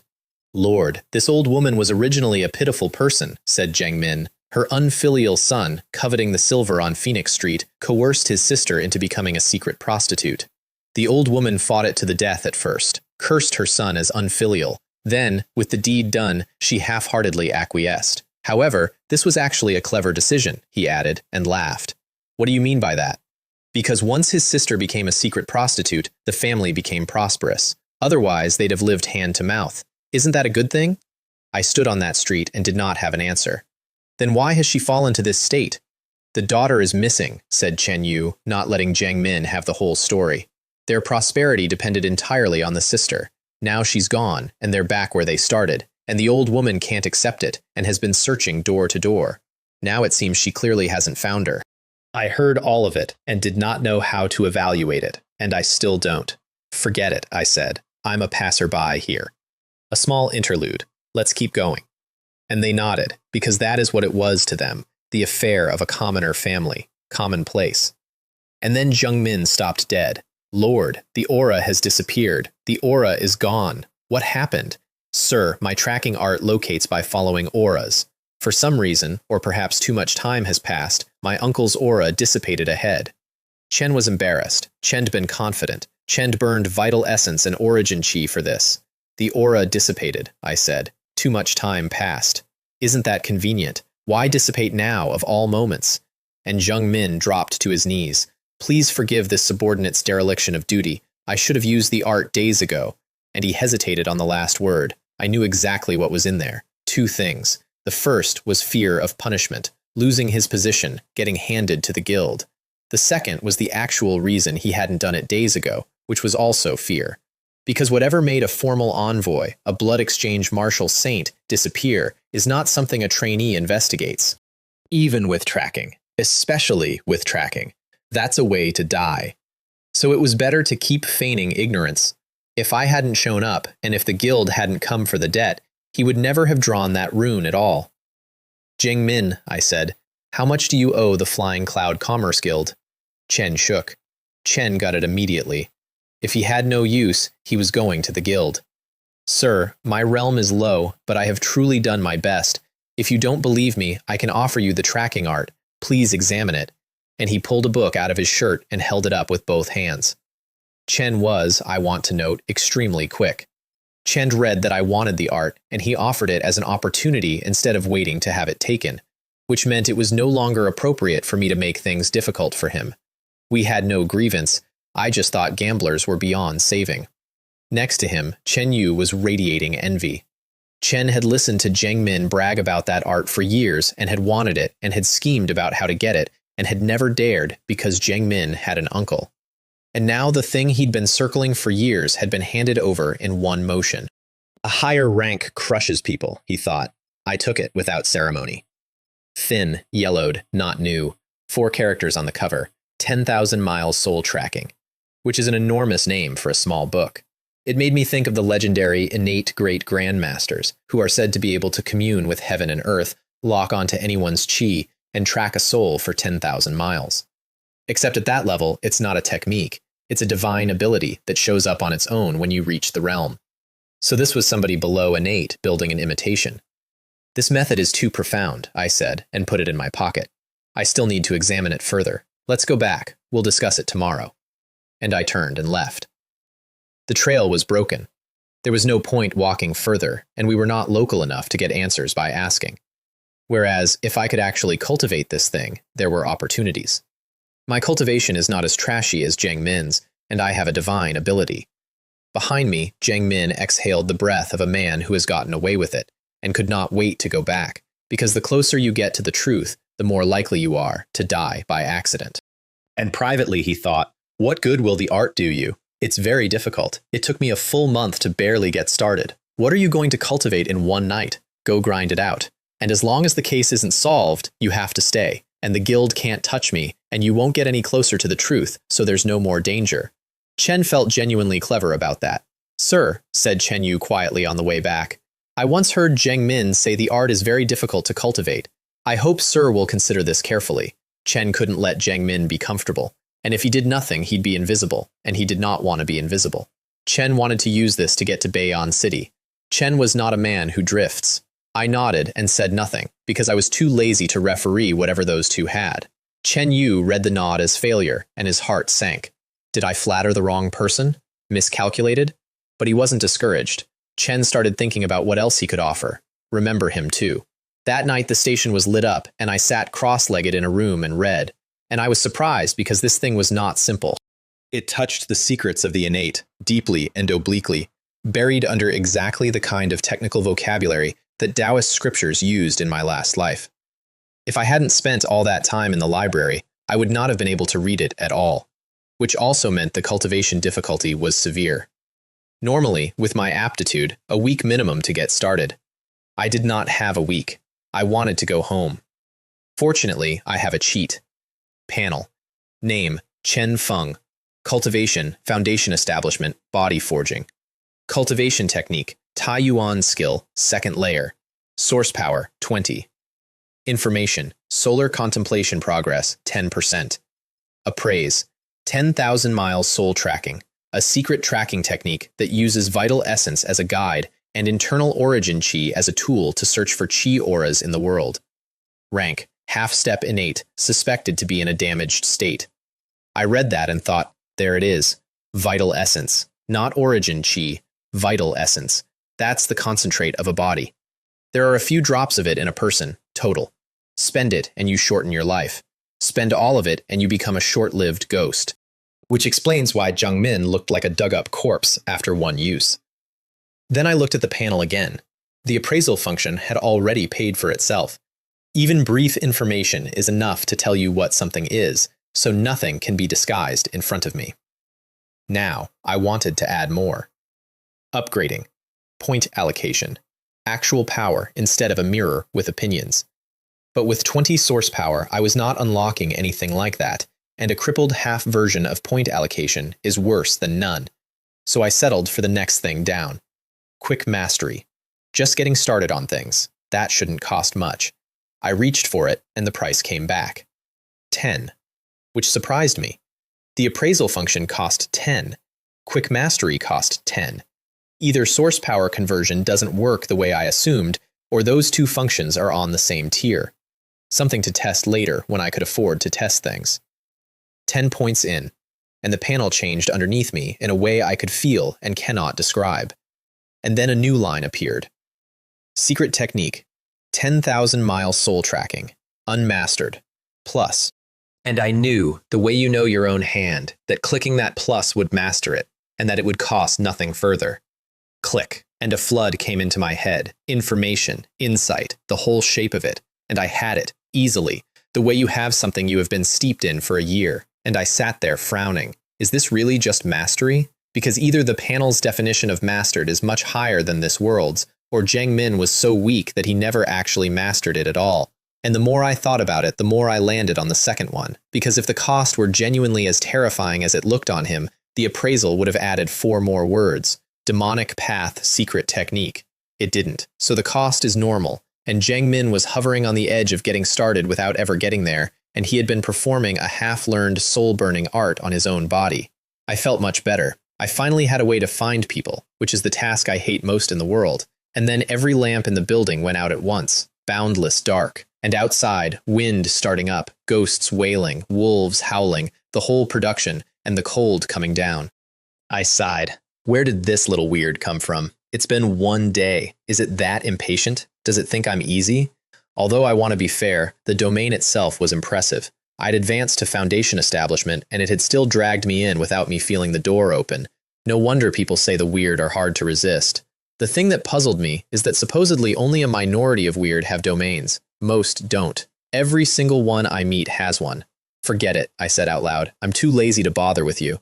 and I put everything on at once. Blood and chi surging, great sun visualized, demon-breaking intent stacked on top, 10,000-mile soul tracking locked onto its chi, and I went. I went so fast the air tore, and the wooden wall of my room went from being a wall to being a hole in the shape of a person. I came out into the courtyard without slowing, put my hand on the thing before it could get out of the way, and dragged it across the yard into the stone perimeter wall, which acquired a second hole. The domain shattered, and the lamps came back, and in the courtyard light I finally got a look. It was a beautiful woman in a slightly revealing but dignified palace gown, and on every bit of exposed skin, whip marks. She was unconscious, or rather, the thing inside her had been flattened by the demon-breaking intent, and as long as I kept it there, she was a corpse with the lights off. I stood there in a wrecked yard and thought about it. A weird with whip marks on her. What kind of talent enjoys abusing a weird? Or was she whipped in life and turned into this afterward? And then I felt eyes. I frowned. Why do the shadowy figures behind things always want to peek, just like that woman on the flower boat? But I'd already shown combat power, and after showing it, nobody was going to step out and duel me. So I made a decision. I put my palm on her and slid Solar True Fire in, and it burned her from the inside out and took the thing riding her with it. The feeling of being watched vanished the instant the body did. Ashes. Source power plus 10. And in a quiet courtyard inside the Flying Cloud Commerce Guild, the Ghost Elder pulled his perception back with an expression of genuine horror. What a joke. A Foundation establishment bone-forging weird, killed instantly? Is that something a body-forging cultivator can do? A blood exchange cultivator couldn't do that. Could his true cultivation actually be true chi realm? And a chill went through him, and he made a decision. Run. Chen had held on this long, waiting for the node. Chen could not afford a fight with a true Chi realm envoy now. Contract with the guild? To hell with the contract, he'd break it. He was not going to capsize in a ditch this close to the end. Chen walked straight out of the door. Esteemed elder, said Manager Chen, who had been standing outside the courtyard for a long time. Where are you going? Back at the station, I looked at the ashes on the ground and thought about it. I'd left them there on purpose. My Solar True Fire is thorough. If I'm careless, there is nothing left at all. And then there's no medium, and 10,000-mile soul tracking has nothing to grab. Zheng Min and Chen Yu came stumbling into the yard, since the noise had been considerable, and stopped dead when they saw the state of it. Why is there a hole in the wall? Why is that adult from Bayon City standing in the yard? You two, I said, pointing, clean up these ashes and put them in a box. Adult, said Zheng Min, staring at the pile. You said these are ashes? Whose ashes are these? Chen was genuinely wondering whether the station had been built on a burial ground. Whose could they be? The weirds. Clean it up properly, and repair the hole in the wall while you're at it. I'm going to bed. And I went to bed, and the two of them stood there, realizing that a mystic domain had opened around them, and they had not noticed, and that the adult from Bayon City had apparently had a war in the courtyard while they slept. Then they got to work on the wall. They finished late at night, exhausted, and then noticed the second hole in the side of my room, and something went out of both of them. There's another one. Is this adult really from the Demon Subduing Division? Or is he from the Ministry of Works, in charge of demolition? If he keeps this up, will there be a station? Chen Yu was fine with it. Chen wanted to leave anyway. Zheng Min was not fine with it. Zheng Min had lived here for years and considered it home. It was, from a certain angle, his house being demolished. Morning. The gathering was already loud, villagers coming in, breakfast stalls throwing steam into the street. The two of them had dark circles under their eyes and looked like laundry. You two are ridiculously weak, I said. I'm treating you today. Eat something good. And I sat down at a stall because the day's plan begins with food. Shopkeeper, 2 bowls of wontons, large meat wontons. Don't give me noodle skin with nothing in it. What are you two standing there for? Sit. They sat, smiling bitterly, because they were dignified demon-subduing envoys, and eating at a commoner's stall was not decorum. They only thought that. A minute later, both of them were eating like farmhands. Say no in your hearts and yes with your mouths, I thought, and you were so disdainful. Then I walked the streets, tracking with the box of ash, which confused them enormously, and which failed fast, because a packed street is full of living human chi and it drowns the signal. So I took them into a quiet corner. Bring the box, and under two extremely confused stares, I bit my own finger and drew a rune in the air with essence blood, and the red light patterns rolled out. Zhengmin's mouth opened and did not close. That was his art. I had taken it one night ago. It had taken him a month to get started. And I didn't look drained. Could it be that this adult had cultivated it before? Yes, he told himself. It must be so. I let him have that. With essence blood as the guide, the tracking was far stronger, and it picked up the dispersed trail without effort, and I followed it, and it took us straight back to Phoenix Street, and stopped in front of a slightly dilapidated but not poor house, where the old woman was sitting, crying. I stood there and went quiet. Both of them went quiet too, and got it wrong. Why the old woman again? Does the adult pity this family? Even if they're miserable, they aren't starving.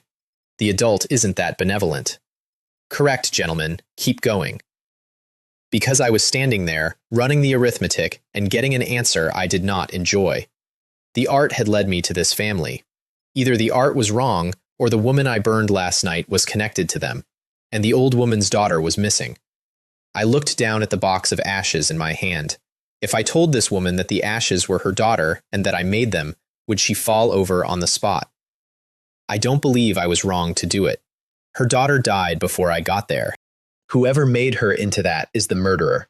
All I did was destroy the remains. At most, that. Tenyu. Zhengmin, I said. From now on, you two monitor this family around the clock. If anything unusual happens, report immediately. Because I had a conclusion, and I did not have proof, and I have never once gambled on a family not being a costume. And also, honestly, because I did not want to be gentle with them. That woman had been sold by her own brother, and the only person in the house who objected went quiet once the silver started arriving. I can imagine what her life looked like from the inside. It's entirely possible that her disappearance was voluntary, so no, this family was not getting my pity. I am not a philanthropist handing out kindness in the street, and there was a second reason to leave the two of them there, which was that the red light was still going. The ashes hadn't ended here. Whatever made her was further on. Because think about the timing. I had been in this town for 1 day. One. And that same night, a weird walked into the Demon Subduing Division's own station. If anyone tells me that's a coincidence, I will beat them to death and tell them I didn't believe it. I left the two of them there and followed the light. At the guild, the ghost elder was pacing a courtyard he could not leave, because manager Chen had caught him at the gate, and the second young master Cui had made him sign a guest elder contract, and now he worked here. Chen should have shown his strength and walked out. Compared to offending the guild, he was far more afraid of capsizing in a ditch, and the rumors were true, and the guild was backed by a transcendent noble family with a bloodline that restrained him specifically. If he had resisted, he would have died. Chen could feel it. So now he had to handle an envoy who might be true Qi realm. Strictly speaking, he was not afraid of me. Chen walked unorthodox roads, and his combat power rivaled true Qi. Chen was afraid I was the tip of something, that while he was tangled up with an envoy, Jiang Haoran would arrive from Bei'an City and put him in the ground. That is not paranoia. In 20 years, a great many of his peers had died under division blades for being impatient. So, fast. A surprise attack. Somewhere nobody expects. For example, a sudden murder in the street in broad daylight. Nobody expects that because nobody is that daring. It breaks the rules of the game. Everyone knows that before the juncture arrives, you may outwardly obey and inwardly defy. You may not overturn the table. But when does an envoy come out onto the street? And at that exact moment, I arrived at the front gate of the Flying Cloud Commerce Guild. I stood there and looked at it. Grand mansion, resplendent, like a princely residence. 4 gilded characters on the plaque in a heavy dragon and phoenix hand. And I did not go in, because I could now be reasonably certain that whatever I was hunting was inside, or connected to inside, and this was the enemy's house, and walking in was walking into a dragon's den. That is a foolish thing to do. If I ever infiltrate that building, I'll do it prepared. The better move is to beat the grass and startle the snake. So I abandoned the plan I came with and knocked on the door. Thump, thump.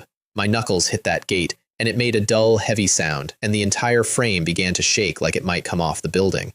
The force was very light. "Who is it?" said a voice from inside, extremely annoyed. "This is the Flying Cloud Commerce Guild." "Are you trying to die, knocking that loudly?" The gate opened, and there was an old man of 70 or 80 in front of me, radiating outrage. "Where are you from? Do you know where this is? How dare you barge in? Do you believe that tonight you'll be at the bottom of the Tongtian River feeding the fish?" I showed him the token. "A formal demon-subduing envoy from Beian City is here to visit," I said. "Please call your guild's person in charge. Do not delay." Chen had been entirely ready to mock me. Chen had been about to explain that Elder Jiang Qin was not easily frightened and had been with more women than a wet-behind-the-ears youngster like me. Then he actually looked at the token. Chen rubbed his eyes with a hand like a work glove. This. So it's Demon Subduing Envoy, sir. This old man will go notify them right away. Right away. And he ran. I stood in the doorway feeling excellent, because that was precisely the effect I wanted. I was not afraid of the mastermind knowing I'd found the building. As long as I don't walk into his house and fall into an ambush, there is nothing here that frightens me. And even if something showed up that I could not handle with everything I had, I still had 20 source power, which is 2 uses of a trump card. That's the whole reason I took this job. Manager Chen came out with 7 or 8 large men behind him and a stern face. "May I ask what brings this demon-subduing envoy to my Flying Cloud Commerce Guild?" he said, cupping his hands, smiling with his mouth. "Nothing much, just here to give notice. Last night a weird invaded our station. Although I subdued it, there may be others at the gathering. I'm here to notify you to be prepared," and I turned around and left. "Since you all know now," I said over my shoulder, "I should go inform the next household. Tell your people to prepare more." And behind me, his face did something complicated, and he did not dare do anything about it, and had to stand there in front of his own men and watch me walk away. And the second I was gone, he went absolutely gray. Why did an envoy suddenly come knocking? Have our affairs been discovered? Why? How? This fast? No. Regardless of whether he knows, the second young Master Cui decides, so he went and reported. "Oh? How interesting," said the voice from the closed door with a small laugh. "Does this small Beian City envoy actually possess such ability? To find it that quickly? Then let that ghost elder handle it. Have him resolve it as quickly as possible." "Yes." And Manager Chen turned around and left, and the courtyard went quiet. And if anyone had wandered in and opened that door, they would have found that there was nobody inside the room at all. "Ghost Elder," said Manager Chen. "The second young Master Cui orders you to deal with that envoy immediately. There must be no mistakes." The Ghost Elder went silent. Was he really not going to be given any time? "Ghost Elder, according to our informants, that envoy should still be on the main street, so you should understand." And the Ghost Elder's mood improved because killing in the street was the one thing he'd wanted permission for. Because with the node approaching and the tide coming across the vast territory of Great Chen, and even inside the northern prefecture, things were going to rot and be lost anyway. On the eve of that, the law can be violated a little. That saved him the preparation. Erupt on the street, kill, be unexpected. And if the first strike failed, he'd conveniently injure himself and flee 1,000 li, which is a perfectly good report to hand a young master. Nobody could reasonably expect a guest elder to fight to the death. A guest elder contract is not a slave contract. "Good," he said. "I'll set off immediately." And Manager Chen followed him out. And on Manager Chen's wrist, a Dao rune lit up, which was something the second young Master Cui had given him. Meanwhile, I was extremely relaxed. After leaving the guild, I bought paper and a pen, wrote a letter, and handed it to Chen Yu with instructions to run it to Beian City and put it in Zhang Haoran's hand. Yes, I called for backup, because my goal is source power, and there are many ways to hunt. Bringing more people to the fight is a perfectly good one, and it lowers my risk, and I have never once been too proud to gang up on something. Chen Yu was delighted, even though I promised him nothing, because delivering a letter to Beian City might be his way into Beian City. Chen left immediately, under Zheng Min's baffled stare. Zheng Min could not understand why a man would be that happy about an unpaid errand. Chen also could not understand a great deal else, and went back to watching the family. And I want to report the results of that surveillance, because they are relevant. The old woman's son was, in fact, a beast. Once it became clear his sister was not coming back, he started having ideas about the old woman, his own mother. That genuinely shocked Jung Min, who is not a delicate man. If he really does that, I said, break his leg, because that old woman did not deserve that. Then I went out and walked the main street, buying things, eating things, enjoying myself, and fishing. The street was busy, carts of goods coming through the middle of the road, voices everywhere. I looked relaxed. I was not relaxed, because startling the snake works both ways, and the most likely response to what I'd just done was an ambush. So I gave him a target, wandering slowly, alone, out in the open. And I bet that he would do it on the street, because if he wasn't an idiot, he'd know how sudden that would be. If I lost the bet, fine, I had a fallback, prepare properly, and infiltrate the guild. And if I felt cautious, sit still until Zhang Haoran arrived, although I doubted Zhang Haoran would be fast. Chen runs a division, and his freshly chosen successor was lying in a bed drained of origin chi, which is a very demanding kind of problem. Young master, said a voice next to me, you've been standing here so long, why not try a candied hawthorn skewer, sweet and refreshing. One bite and you'll find it endlessly delightful. The hawthorn seller had worked up his courage. Normally he wouldn't approach somebody dressed like me, but I'd been loitering next to his cart for a while, and he'd started to hope. All right then, I said, one, because the last time I ate candied hawthorns I was a child, in a different life, and seeing them there did something to me. I paid, took it, walked a little, and handed it to a kid wandering by. Chen grabbed it and ran, in case I changed my mind. The hawthorn was too sweet. I'd bought it through the filter of memory, and it didn't survive contact. Better it goes to somebody it's actually for. And then, ahead of me, there was a commotion, and people started gathering to watch. Old man, hand over the silver, otherwise don't blame us for being merciless. 5 or 6 enormous men with fierce faces had an old man of 70 or 80 surrounded, and he was already on the ground. Gentlemen, please spare this old man. I truly have no silver. I'm penniless. His voice was cracked. Chen was shaking. Chen looked around at the crowd with his eyes begging, and it did stir them. It stirred them right up until they looked at the men's faces, and then everybody deflated at once. Never mind, wait a bit longer. Maybe some passing hero will see the injustice and draw his sword. That is what most people were thinking. It isn't worth risking your own life, and surely these men won't actually kill somebody in the street. The old man saw the crowd go cold and went ashen, and then he crawled and grabbed the leader's leg. Gentlemen, this old man truly has no money. Search me. I'll kneel and kowtow, all right? And he propped his body up and got onto his knees, and he was skin over bone, and every movement looked like it cost him some of whatever he had left. And I arrived at the edge of the crowd. Emotionally, as a person with a bottom line, I should stop this. Legally, as a demon subduing envoy, I must stop this, because it violates Great Chen law. My assessment of the situation was that it was a good show, because the man leading those thugs looked familiar. Not his face. I did not know his face at all. His build, and the way he moved. Like Fan Chang, the Great Wave Gang leader. Except Fan Chang had vanished, was dead. So he could not be here, which left one explanation, which is that this thing shaped like Fan Chang was a puppet, or some byproduct of a domain, one of those things that gets left behind and keeps walking. That alone was suspicion, not proof. What made it proof was another man, because inside one of those bodies, quietly sitting there, was the spark of yang fire I had planted in Fan Lei's corpse. I had put it in to hold him down. I had never let it go. And here it was, walking around in the sunlight in the 3 mountains gathering, days later and a river away. Which meant that man was Fan Lei. Fan Lei is dead. I watched him die twice. And the things standing in the street had good color, healthy blood, and moved like a living man. Interesting, I thought. Making a dead man look alive. That's exquisite work. This was a trap built carefully by somebody with taste.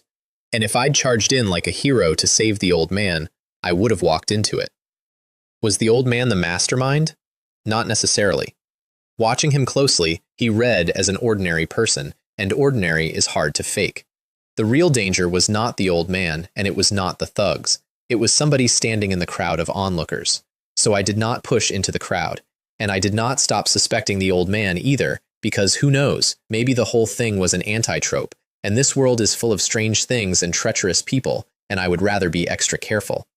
Then a carriage came up behind me, ornate gold patterns, obviously somebody's rich son, and I flicked a stone at one of the horses.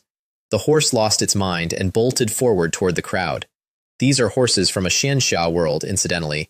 Martial artists get measured in horses. 1 horse of strength, 10 horses of strength, and a horse can absolutely trample a person to death. The onlookers understood that instantly and evaporated. Watching a show is fun, it is not worth your life. I smiled and watched to see how it would sort itself out.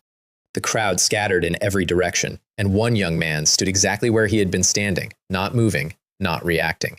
And then the entire street shattered like a mirror, and the light went out, and I was somewhere else. "How did you know?" said the young man, and his face was no longer pleasant. "You're the mastermind," I said. "No, it doesn't look like it, more like a pawn, cannon fodder sent to deal with me." His face darkened, and then it aged. It took about 1 breath. The young man collapsed inward and became an old one. And across the street, the old man on his knees straightened up and turned young, and lost every scrap of life at once, and became white bone standing in a robe. Some kind of secret art. I genuinely intended to help that man, and it turned out he'd been furniture the entire time. "Never mind," said the old one. "However you saw through it, you have still been drawn into my mystic domain. What surprises me is that you didn't resist. Are you really that overconfident?" Chen was genuinely confused about that, and I was not going to explain it to him, because his confusion was based on a wrong premise. Chen thought I was true Qi realm. Chen assumed I could have torn the domain open as it formed, with true Qi, and that my failure to do so was arrogance. I hadn't resisted because I couldn't. The domain was mysterious enough that at my realm I could not avoid it at all. Maybe when I reach true Qi and it generates on its own, I'll be able to shrug those off. Meanwhile, his puppets came at me. I want to note something about them. They were great wave gang in life, and in life they were a motley crew with almost nobody who could fight. Dead, as domain subordinates, they were fierce. Worth less alive than dead, which is a genuinely bleak thing to be able to say about a group of men. If I hadn't advanced to foundation establishment, and if my visualized great sun didn't suppress domain things structurally, I might not have been able to beat them. I tilted, shifted, and put one of them into a wall. The ghost elder, whose name I later learned was Chen Lao, watched and did not move. Chen wasn't in a hurry. This was flying cloud territory, and I was inside his domain. Chen was studying me. And getting a wrong answer, because by his deductions I should have been true Qi, and I hadn't used true Qi even once. And he was cautious by nature, so the moment something felt off, plus his puppets getting damaged, he decided he could not let me stay comfortable. Chen vanished from where he stood and appeared behind me, with a gaunt hand wrapped in something black and inky going for my back. Pure Lan Qi. A mortal hit with that dies instantly. A blood exchange martial saint, marrow like frost and blood like mercury, takes severe origin Qi damage. I felt it coming, and I did not dodge. I took it clean. Lan Qi went into me and ran through my limbs and my bones and started eating my blood and Qi, and I went weak, and my expression changed, and I put distance between us fast. And Chen Lao stood absolutely still with new wrinkles arriving on his face. "Why didn't you use true Qi just now?" he said. "Because he could not make it fit. That strike would have flattened a martial saint, sure. It also should have been dissolved by true Qi before it reached the body." Then he found his answer. "So you are not in the true Qi realm. I was wrong. But if you're not true Qi, how did you deal with a bone forging domain?" And he answered himself, which is the most dangerous thing a cautious man ever does. "So you must be a genius, capable of killing across realms. Or you have a trump card that counters domains. Interesting. To think Bayon City would have such a person." Chen laughed and moved and was behind me again, gathering every scrap of Lan Qi in his body into one palm. And I stood there like a man who had not noticed. And an inch before it landed, he vanished. Chen reappeared far away, still frowning. Did he really not react? My hand was almost on him and he just stood there. Am I being too cautious? And I was extremely cooperative about it. I let my drained body show surprise, and then confusion, and then a bit of anger, like a man who has realized he is being played with. And that, finally, relaxed him. Genuinely relaxed him. Chen wasn't true Qi. Chen was inside the range of controllable. So a shadow rose up behind him like a great demon with fangs and claws, radiating something foul. That was his killing move. Not the Lan Qi hand, the shadow, which had been made by slaughtering thousands, tens of thousands, and which moved like his own body. "I didn't expect to experience the pleasure of slaughtering a genius before the great era descends," he said. "What a pity. You'll fall before it. Otherwise, you might have become a hegemon." And it came at me, and I sighed internally and thought, was this domain always going to be this cautious? But fine. My acting had been superb, and the domain had relaxed a little. I didn't need a lot. I needed a little. Solar true fire went through my body and burned every trace of that Lan Qi out of my blood in one pass. Then I visualized the great sun. Demon-breaking intent, fire on the fist, everything stacked, and I met the shadow head-on. Two powers hit, and the shockwave threw every puppet in the domain flat and pinned the strangeness inside them. Crack. The domain broke like a mirror, not because it couldn't take the collision, because the man who owned it had just been punched out of his own house and into the wall of a shop on a real street. That wall was clean, no moss on it, and it acquired a spiderweb of cracks that looked like it would come down if you leaned on it. Chen was on the ground with his hair everywhere, coughing blood with pieces of organ in it, and inside his head was one clear sentence. Chen is not true Qi realm. Why is he this strong? I corroded his body with Lan Qi, and he still fought me head-on and beat me into this. Chen was half dead. If he hadn't been cultivating some technique that kept him half human and half weird, he'd have been unconscious. And he felt fortunate because he was cautious by nature and had held power back for exactly this, and without it, that punch would have killed him. I stepped out of the ruins of his domain, and he ran. Activated an art, suppressed his injuries, got up, and ran, and did not even stop to collect his puppets. I watched him go and smiled. Run. Can you? Your Qi has been locked by 10,000-mile soul tracking since before you showed your face. Although privately I sighed a little, because a full power punch had not killed him. Is that what a true Qi weird is? Still, good outcome.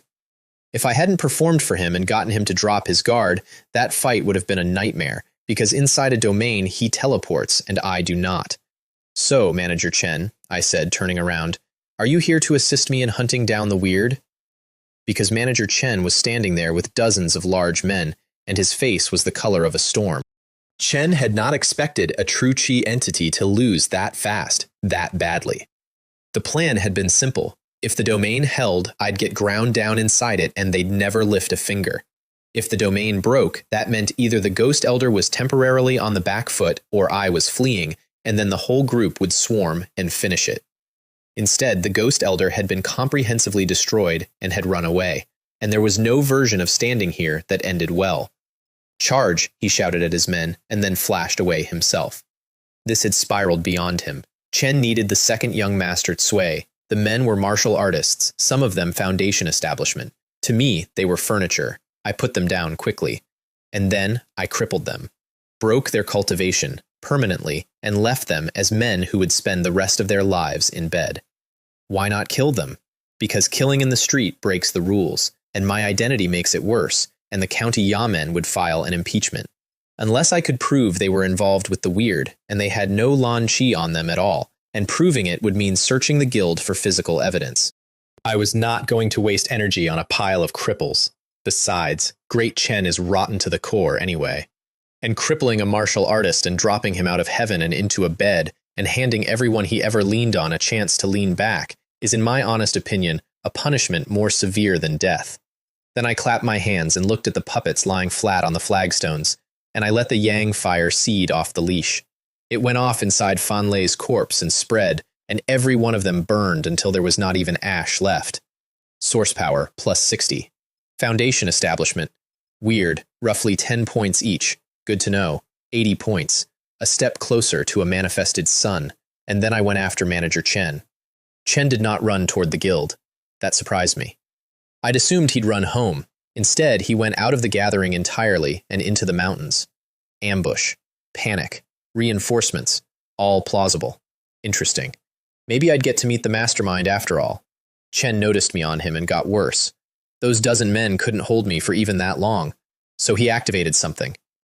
The runes on his wrist flickered and Lan Qi came up through his body until he looked like a malevolent ghost, and his speed climbed and the scenery around him smeared. And I stayed exactly the same distance behind him, which meant that from a certain angle, he was a ghost being chased by a man, and from the correct angle, he was a man being chased by a ghost. Out past the gathering, the vegetation thickened, and spiders and centipedes started coming out of the grass, and we were deep in the wild. And I noticed something. Chen was running in the same direction the Ghost Elder had run. Excellent. 2 birds. Also, the Lan Qi out here was noticeably denser than nearby, which is why the venomous things liked it, which meant there was something out here concentrating it. Eventually, he worked it out. Slower than he should have, but he got there. This envoy can obviously catch me and intercept me, and he's following at a distance instead. Chen's using me to find the second young Master Cui. No, absolutely not.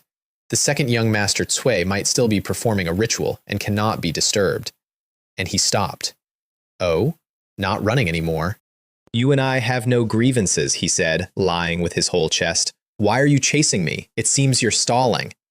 And I was in front of him and punching before he finished processing it. At his realm, a graze injures and a hit kills. And he was wrapped in Lan Chi and looked more like a weird than a man, so I held nothing back. Anything associated with that should just be killed. At the last instant, the rune on his wrist erupted, and Lan Chi came out of it like a gas well going up, straight into my face. I didn't dodge. Flame came off my palm, gold as the sun, and every flicker of it evaporated an enormous volume of that Lan Chi. That Lan Chi was extremely Lan, and extremely cold, and extremely evil. Anyone not walking an unorthodox path who touches it either loses half their blood and origin chi, or loses their life and then their soul, which stays in the Lan Chi and gets corroded into a new weird, which is the part nobody mentions. None of that applies to me. My solar true fire was incomplete, and it was still a top-tier true fire of this world, supremely yang, and to that Lan Chi,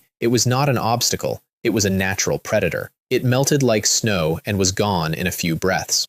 And my fist threw him 5 zhang through the trees until a thick trunk stopped him. Chen rolled in the grass, crushed a snake, and lay there, apparently only exhaling. I walked over at a stroll. You truly deserve to be beaten like this by one punch, I said. Why use methods like that when there are so many other ways? You are naturally suppressed by my power. Get up, stop playing dead. My punch could kill you, but you have a trump card, that rune on your wrist. It's genuinely interesting. Every bone in you is shattered, which kills a normal person, and your vitality is thrashing around in there like a man on the edge. And the death act died, and he came off the ground at me. I stepped aside, bloodshot eyes, nails, hair everywhere.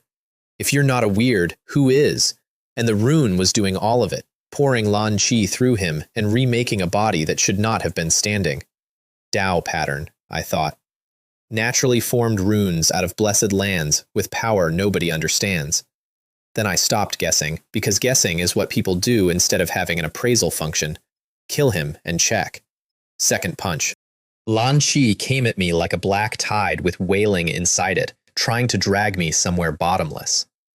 So Lan Chi has a mental pollution function too, I thought, and cleared it with the great sun. Go to hell. The fire burned the tide, I went through the gap, and the punch landed with the force sunk inside it, so it passed through the flesh and detonated internally, and the light in it purified everything the Lan Chi was holding together. Without the Lan Chi, the injuries arrived all at once. Or rather, he had been a corpse since the first punch, and the Lan Chi had been doing the standing. Source power plus 18, 98, which confirmed he was no longer purely human. And 18 for something brushing true chi means a real true chi entity should be north of 20. Appraise. Lan Gathering Rune, one of the naturally formed Tao patterns capable of gathering and storing Lan Chi from heaven and earth, often found in corpse-raising lands. This rune is a replica and cannot be reused. A replica. I felt a small pang because I'd wanted a Lan Chi collector. But if it's a replica, somebody has the original. Now I had 2 reasons to find the mastermind. There was still residue on the body, so I burned it. If you leave that, an ordinary person who touches it gets seriously ill, and after enough time the corpse might start moving on its own. Clean up environmental pollution promptly.